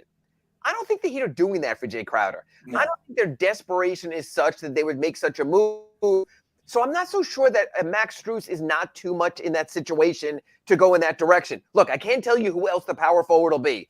And in the short term, Caleb Martin, he missed the game on Monday. The loss to Toronto. They were 1-2 with him starting. Small sample size theater. We'll see a little bit more tonight against the Blazers where that goes. So during the week, Kurt will ask me, what do you want to talk about? I'll throw some stuff around. I did throw this one to Kurt, and it's a little bit different than the trades we've mentioned before, and it's not an in-the-moment trade. Kurt, if the Miami Heat called up the Lakers and spoke to Rob Pelinka and said, you know what, we're in a kind of a salary cap crunch. We're not going to win a championship this year. We owe Duncan a bunch of money. Kyle Lowry has 2 years left, and he's kind of looking like he's living in the moment only. Would the Lakers consider a Kyle Lowry and Duncan Robinson trade for Russell Westbrook? And folks, before you go crazy on the YouTube chat board, I'm not saying it's for the Heat to get Russell Westbrook. I'll talk about this after. It's for salary cap relief. But let me ask you from a Lakers perspective, adding a shooter, adding someone who can handle and run the offense and relieve that to a degree from LeBron. Any thoughts on that, Kurt? They're not there yet. Let's put it that way. But the desperation is coming. I can say that I was there after the Portland Laker game the other night. I got to Staples early for the second half of the doubleheader just to watch the end of that game and go in the locker room. And you could cut the tension with a knife, Ira. Like it's bad there. They're not, like I said, they're not there yet, but they're getting close to. And we can get into how Russ is a symbol of a bigger problem, but he's the scapegoat right now. If addition by subtraction, they're not there yet, but their schedule continues to be brutal for the stretching out. If it gets much worse and they are stumbling out of the gate like this, they may feel the pressure to make a move, and they might be open to something like that, just being able to say, hey, we got Kyle Lowry. We got shooting that we desperately need. And hey, we got rid of Russ. It's addition by subtraction. They might be willing to do that, and they probably throw in a first. Well, that's the thing. I think that he would ask for more sweeteners. We know the Lakers don't want to go all the way out with their unprotected 27 and 29, I believe it is. They've been holding off on that. Maybe partial protection, maybe something like that. Maybe a pick through another team just to get a little sweetener. The reason, folks, I'm mentioning this is this. Duncan Robinson, after the season, has about $60 million left on his deal, 3 more years. Kyle Lowry has this season and next season on his deal worth almost a little shy of 60, about 55 or so, based on the production they're getting. Yes, you would be left with Gabe Vincent as your starting point guard. You'd have to bring in another point guard. But while it wouldn't give you salary cap space for next summer, you lost that by going out and extending Tyler. If you didn't, you would have, because his cap hold would have been much smaller. But it would allow you to re-sign a Max Strus, re-sign a Gabe Vincent, and get a little bit more creative. So I just threw that out there for that reason. I'm just curious, Kurt, from your West Coast perspective over there, if you were to have a starting lineup of, I'm going to throw you Thomas Bryant, Anthony Davis, LeBron James, Duncan Robinson, and Kyle Lowry, would that lift you beyond the play-in the Western Conference? No. In other words, No. is it enough to do it? No, I'm not even. The West is deep enough. I'm not sure it gets you out of the play-in and into the final 8. Look, LeBron and Anthony Davis. I'm not ever selling their ability short to rise up in a big moment. Right. But that roster, sure you would still have Pat Beverly and you would still have some other guys you could roll out there, but it is not a well-constructed roster. And adding Duncan Robinson for shooting, and even Kyle Lowry to a degree for shooting, helps, but your eye droplets in the swimming pool right now, man. You've got to. Their roster construction problems are bigger than that. And the other reason the Lakers would really hesitate on that trade, they don't want to mess with their cap space next year when they want to try to go after Kyle Lowry. I was going here next, and I was saying Kyrie Irving and stuff. If you add even a Robinson and a Lowry, or honestly, even a Hield and a Miles Turner, you're probably not going to be able to get Kyrie Irving next summer. So this is why I wanted to bring this full circle and mention that possibility with the Lakers. I know we're only 1 week in, and everything can change for the Heat and for the Lakers in week 2, 3, 4. It's an 82-game schedule. I get all of that. How much do you, though, Kurt Helin, balance the future when you also have 30-somethings in your lineup and you're living in the moment? Because the Heat and Lakers are similar in that respect. You have Davis and LeBron, who are playing for the moment, have to live in the moment. You have Lowry and Butler, who in their 30s are playing in the moment, living in the moment. What is responsible front office work for both of those sets of players? Does Rob Pelinka owe more to LeBron and Anthony Davis to say, screw the future, we got to do it for you guys now? And similarly, does Pat Riley and Andy Ellisberg owe it to Kyle Lowry and owe it to Jimmy Butler, who's done nothing but everything Jimmy Butler these 2 of the last 3 years? So what's the balance there from the front office as opposed to, hey, let the future take care of the future? I think if you are a contender or think you can, you really are all in. You just have to be. If you're the Lakers in particular, I don't want to. It's a family-friendly thing here on the Red Recover Inside the Paint show. So I'm not going to use the Rams GM exact line, but they don't need the picks, right? Move on from those. Go. You've still got LeBron James. You've still got Anthony Davis. Go do what you've got to do to get this team where it needs to be. I think that should be more the attitude. I'm a little more cautious in Miami because are they contenders? I guess that's the question you have to ask yourself. And you came obviously last season within a Jimmy Butler 3 of being back to the finals. So you can make a very good argument that they're there, but the moves you make have got to make sure they put you over the top. It can't just be Russell Westbrook saves you money. He doesn't make you better. No, he might get bought out or waived anyway. I would imagine. Yeah, you wouldn't. I don't think you want him there.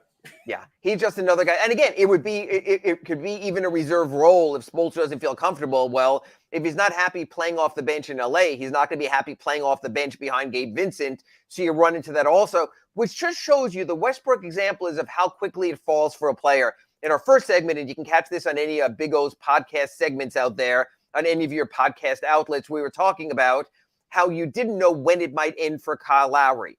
Just like we didn't realize when it would end for Russell Westbrook. We know now when it ended, some point in the middle of last season, which is crazy when you think about that just 2 seasons ago, he was a triple-double machine for the Washington Wizards. He was resurrected. He was mentioned in MVP candidates for all he was doing, or at least all NBA, and then it fell off the cliff, which is the concern about Kyle Lowry now also with the Heat going into tonight's game against the Portland Trail Blazers. So that's the thing, this whole older roster thing. I think it's a real tightrope. And I think you're seeing so many teams walking that tightrope now with older players, balancing the future, going against what could come next. The Heat rarely have gotten themselves stuck to the point where they had to drop to the bottom. I spoke to Udonis Haslem about that today. I was talking to him about Kelly Olynyk and Josh Richardson, former teammates, whose teams are really upset that they're winning now because they want to lose. And I was telling you, it probably means that Jay Rich and Kelly won't be playing much more if they dare to continue to score points and shoot the way they're playing. But that's not who the Heat are. And sometimes I think the Heat, even though they live in the moment, fail to fully protect the future. So last thing before we go out, going to talk about the week ahead now after our break. Kurt, I know this is a big question for a last question of a segment, but do teams owe the future to themselves, or do you think it's about living in the moment because you don't know? You could be an injury away, you could be a suspension away, you could be salary cap trouble away. What's the balance, the yin and the yang there for teams when it comes to that? You're right. It's a complex question that gets into market size and history and stuff, but I'm more in the, if you're at all good, then you live in the moment and go all in. I would rather have a team do what Minnesota did, even though I don't think that gets them a title, than for them to sit back passively and try to figure it out and keep some comfort. Thank you. Go all in or don't go all in. And if you're going to go all in on rebuilding, I'm not saying go process, but if you're going to do what Danny Ainge did in Utah, then do what Danny Ainge did in Utah. Like, and by the way, you're going to have to move Markkanen or he's going to keep tearing it up, man. Another good name. Anyway, after the break, Zachary, Polly, everyone there, Michelle, we have all your questions on our chat board at YouTube. We'll get to that. Want to talk about the week ahead. Kurt did get to see the Portland Trail Blazers against his Lakers earlier in the week, so he'll give us a full scouting report. We'll also talk about tomorrow night, Heat against Warriors, Saturday, Heat against the Kings, and next Tuesday back home at FTX, the Heat will play the Warriors again. So we'll get into what's next and whether the 1-win Miami Heat can become the 2 or 3 or 4-win Miami Heat by the end of this trip. That's all coming up next on RedRecover.com, Inside the Paint. You're listening to the RedRecover.com Inside the Paint Show with Ira Winderman and Kurt Heelan. RedRecover.com's wraps and pads are designed to deliver maximum benefits with each treatment, anywhere you go. Use the code Big O to get a 10% discount. When you move, you need a reliable company led by passionate folks, eager to assist its customers during a transitional process that needs to be smooth. Call Essential Moving Experts at 844-368-5750 for all your local and long-distance moving needs. You can rely on Essential Moving Experts. Mention the Big O Show and get $150 off. Family owned and operated, they offer free 30-day storage, full-service moving, fully licensed, bonded, and insured. Moving was never so easy. EssentialMovingExperts.com. If you're a Miami sports fan, then there's only one store to go to, and that's Caneswear at Miami Fanwear in Davie. They're your one-stop shop for all your inner Miami CF, Canes, Dolphins, Panthers, and Marlins merchandise. They have hats, t-shirts, game day jerseys, and so much more. Located at 2511 South University Drive in Davie, and open 24/7 online at Caneswear.com or InnerMiamiWear.com. Call them at 954-835-5597. Caneswear, the spot where inner Miami and all Miami sports fans shop. Red Recover now offers a simple-to-use, professional-grade light therapy device designed to help your dog heal and live a healthier life. Red Recover emits red and infrared light therapy based on the same science that NASA developed, all in a soft, flexible housing pad powered by a convenient, rechargeable lithium-ion battery. Say yes to science and give your dog the care it deserves with Red Recover. Welcome back to the RedRecover.com Inside the Paint program with Ira Winderman and Kurt Heelan. Go to RedRecover.com to learn more about red light with videos, blog posts, and 40 years of medical research to treat pain, inflammation, and overall well-being. Use code Big O to receive 10% off your order.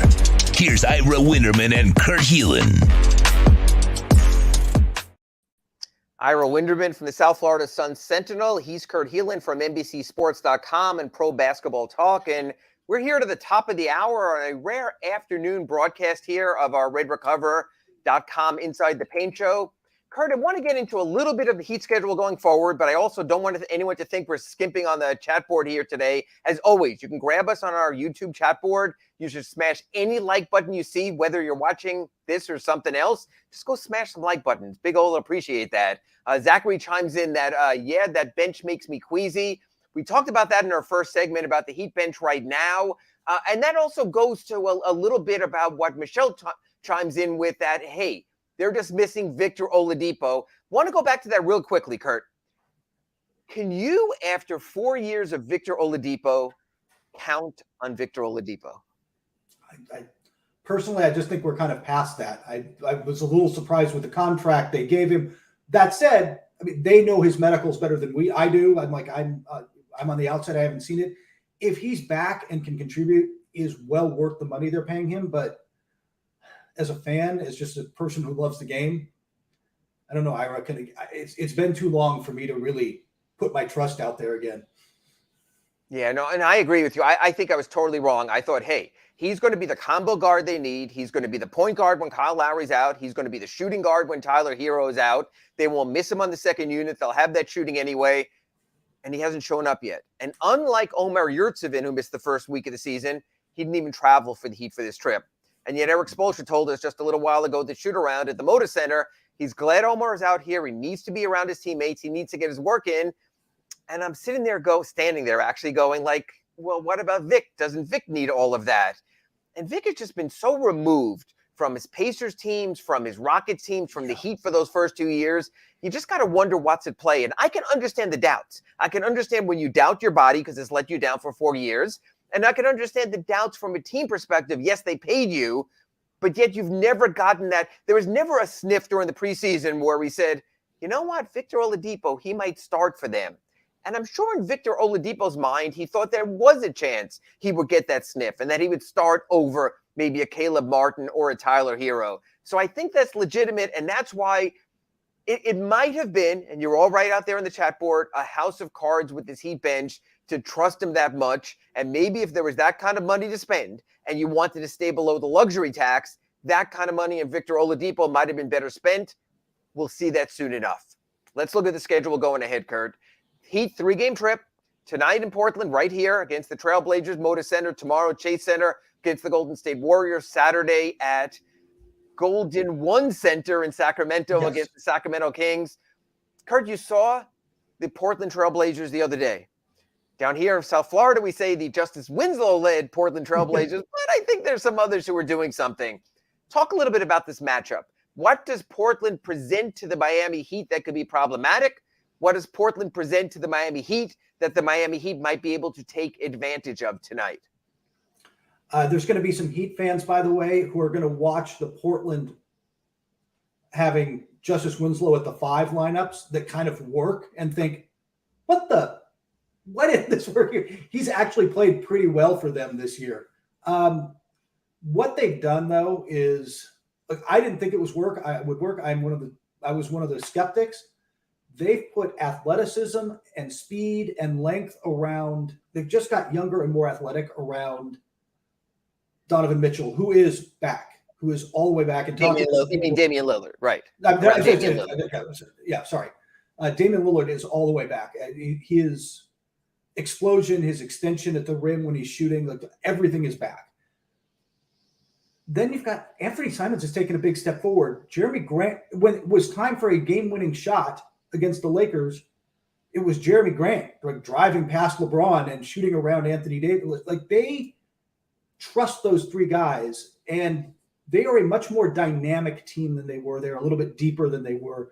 I was skeptical that this thing would come together smoothly, but they're going to cause problems in the same way Toronto kind of causes problems, that they're very switchable and long and create issues. They're more like that than they used to be. I don't think they have a defensive answer for somebody like Jimmy Butler if Jimmy gets going. Like there's just Jimmy's ability to just muscle his way into a spot. I think Justice thinks he's that player. Now he has an ankle, so he might not play tonight, but Justice has always fancied himself as the lockdown defender. Yeah. There's moments you think he can be. I mean, it also like they were struggling to do that against LeBron.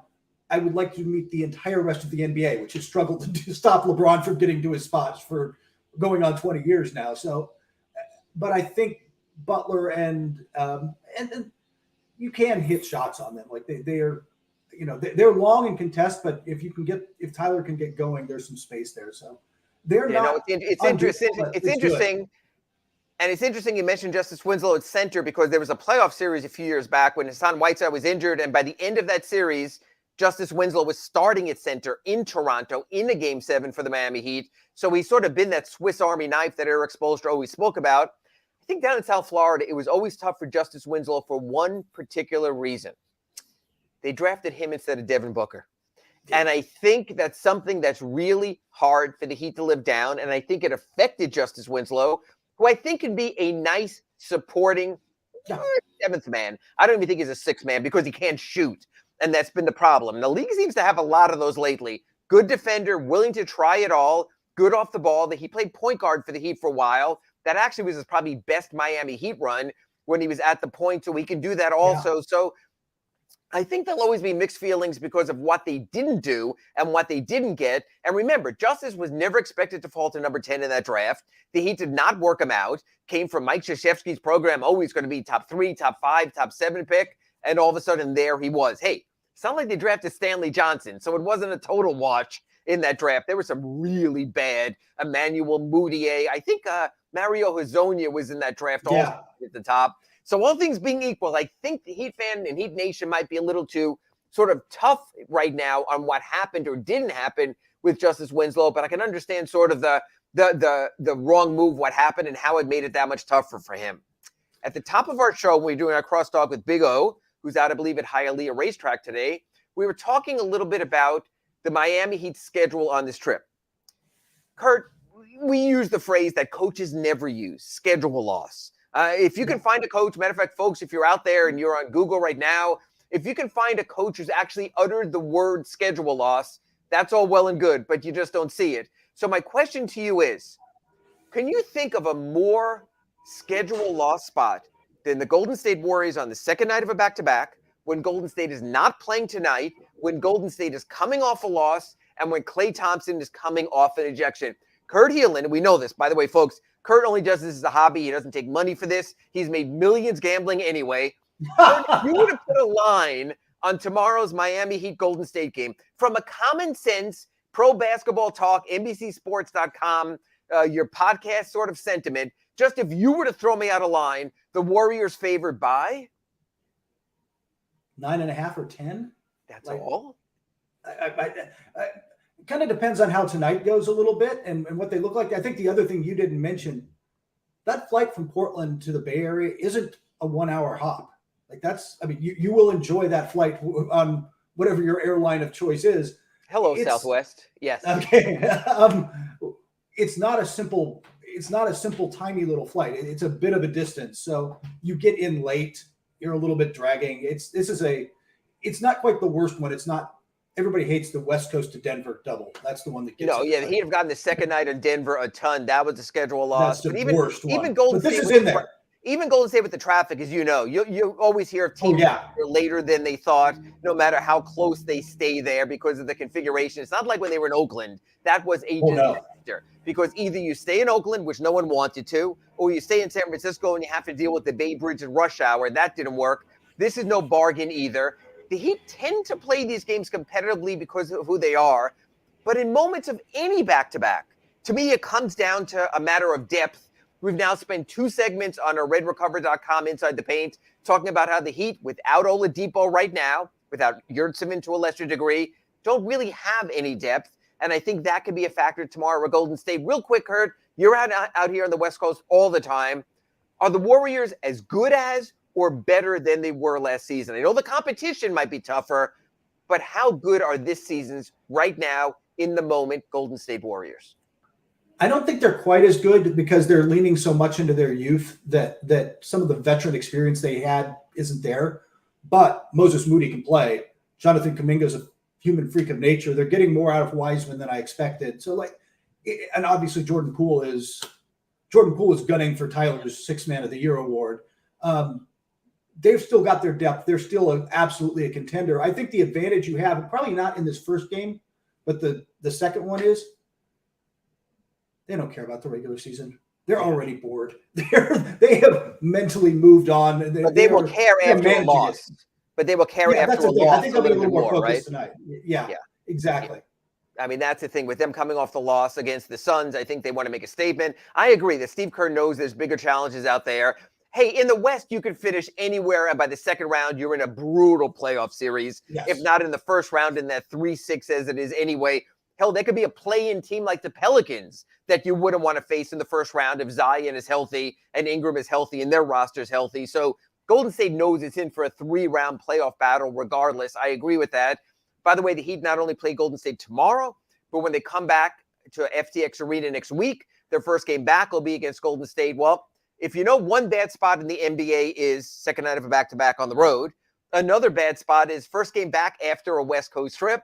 So that's not going to be good for the Heat. They will have 2 days off, including Halloween off ahead of time. So maybe they can get a sugar high and come out of that a little bit better.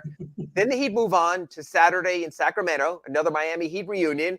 KZ Okpala gets the start on opening night because their rookie wasn't quite ready, was injured. KZ all of a sudden by the second night disappears. The Sacramento Kings told us they were going to be better. That was not me live by the folks. That was me each of the past 16 years saying that. Kurt, are the Sacramento Kings any better? On paper, they should be better. They haven't looked it yet, but I will say they've gotten great play out of De'Aaron Fox. He's averaging, I think it's up to still over 30 points a game. He's been tearing it up. And you're going to like Keegan Murray. I think Heat fans watch Keegan Murray. Everybody who likes basketball watches Keegan Murray and goes, oh, why is that rookie playing like a 10-year vet? Like you are going to fall in love with him fast. But they haven't meshed at all. And what's really a problem there, they brought in Mike Brown to fix the defense, which was asking a lot because Domantas Sabonis is not the best rim protector in the league, Ira. So I've heard. Yeah. So they're vulnerable inside. You can get to them. Their defense has been pretty bad. And maybe Mike Brown can scheme this and energize it a little bit, but it's a roster that's going to really struggle to make the playoffs in the West and end the currently longest streak in professional sports without making the playoffs, which is pretty horrific. That's just a remarkable run. My question about the Kings has sort of been a similar question I've had for the last few years. There are times I watch the Aaron Fox and think he is great, especially against the Heat when he's hit those winners at the end of games. And then there are other times he's just probably when you're rating the point guards 1 through 30 in the NBA, he falls a lot lower than that. Is De'Aaron Fox an elite player, or is he a player that the Kings re-up with simply because they're not going to get free agents and had to? Should we be in fear of De'Aaron Fox? You'll know in the first 5 minutes whether you're facing the De'Aaron Fox to be afraid of. He is one of those, Wiggins was this way for a while, right? Like Wiggins isn't that great. Wiggins isn't that great. Oh, hey, once every 2 weeks, Wiggins would tear you up. You get a little more, especially this season. De'Aaron Fox has had a little more energy than that. But some nights he does kind of coast through games and doesn't seem terribly focused. And I think it's got to be driving them a little bit nuts because they are fully committed to him, and it seems to permeate their roster on some level. Can totally understand that. So that's the Heat schedule. Tonight in Portland, tomorrow night, Golden State Warriors. Saturday, a 6 p.m., 3 p.m. Pacific time start against the Kings. Next week, next Tuesday, back at FTX Arena against the Warriors before we rejoin you at our normal time, 9 a.m. on Inside the Paint, brought to you by RedRecover.com. Want to try to hear on the way out, hit as many of these as I can on our chat board. First one wants to know if the Heat should trade Nikola Jovic for Jonathan Isaac. I guess, Kurt, that's the case. You'd like to see both of them actually get on the court. So a quick question, because right now the Magic are winless. Your thoughts, is Jonathan Isaac just going to be an injured thing who never does, or do you think he becomes an asset for Orlando? He was so good the year he was healthy. Like, he was such a defensive force this rookie year, if you remember. Like, I'm hoping for it, but it's been so long. I think he's just going to be one of those guys. No, and again, I just want to go through a couple of these quick, but I agree. And maybe you shouldn't trade Nikola Jovic until he actually plays. By the way, quick aside, spoke to Nikola about his suspension. He told me something really interesting. He was suspended Monday because he came off the bench against the Raptors during that Caleb Martin fiasco on Saturday. It turns out that Nikola lives across the street from the arena. So he said he was out on his patio watching the arena that he couldn't be in. So he said it hurt that much more. So I can get that. Michelle chimes in here about Russell Westbrook. Russell Westbrook needs to go. Kurt, I don't want to go too in depth on any of this, but is there any chance anywhere? We've seen Miami Heat do it with a ton of players from Anthony Mason going forward. Can Russell Westbrook still be resurrected in some form by someone? Yes, but more than just going to the right system, whether that's Miami or the Phoenix Suns have done that with teams, players, he's got to want to do it. He's got to want to buy in and change who he is. Right now, he still wants to play like triple-double Russ, and until he's willing to tweak his game, it's not going to matter. Yeah, no, I think he can. I think it's more mentally than anything. And again, Russell Westbrook can't shoot, but we've spoken on today's show about a bunch of players that can't shoot and still found their way, Justice Winslow being one, to be a role player. If he can be a role player, I don't care if I'm getting barked out of the segment. Okay, real quick, Michelle and Money Mitch both asked a similar question about Bam Adebayo. Michelle phrased it as Bam needs to dunk the ball more and go to the basket and passing the ball and passes too often. Can we, it's okay, Kurt, can we try to turn Bam into something he's not? Or at the 5-year, 6-year mark, are you who you are? I think he can adjust a little. I think he can grow. I mean, he's still, he's young. I'm going to forget the age off the top of my head. Right. You might know, right? But I think so. But in a lot of ways, you can't ask for a major overhaul. He is who he is in a lot of ways, and he can modify his game. But I don't like Jason Kidd becoming a shooter is the rarity, not the norm, right? Like guys don't overhaul their game over the course of their careers very often. I think Bam kind of is who he is in a lot of ways. No, I think at 25, you still have room for growth. One of our people on our chat board here chimes in here is Money Mitch again saying he almost tries to play too much like a Draymond Green, and Draymond is so unique. I buy that only because the Heat need Bam to be something different. They don't have Steph Curry shooting threes. They don't have Klay Thompson shooting threes. They are built different. It's very hard to emulate anyone's game in the NBA unless you have the same roster composition. Okay, real quick, we do this at the end of every show every week. We go through the schedule. We do the one-loss game because it's stupid. And hey, on redrecover.com, we like a little bit of stupid here and Inside the Paint. Tonight, Miami Heat in Portland against the Trailblazers. Who wins, Cardillan? Miami. I think this is the first Portland loss. Tomorrow, your easiest pick of the year, Miami Heat at Golden State Wednesday night. Who wins? Oh, Golden State takes that one. I really am curious what the line is going to be. Kurt says under 10. I think more than that. 10. Yeah, we'll see. But you know what? We'll see. That might be based on how the Heat look tonight. Miami and Sacramento, 6 p.m. Eastern start Saturday. Miami. That's a bad team. They absolutely have to. Then going back, they're going to have Sunday off. They're going to have Monday off. Next Tuesday, FTX Arena against the Warriors. That's a tougher one. I'm still go with Golden State. I can't pick against them. See, I think the Heat, because if Dion Waiters can hit a game winner at FTX Arena against the Warriors, maybe that's a little bit of good karma going forward against Golden State. All we know is we'll have those results by the time we're back at our usual time, 9 a.m. next Wednesday on redrecover.com.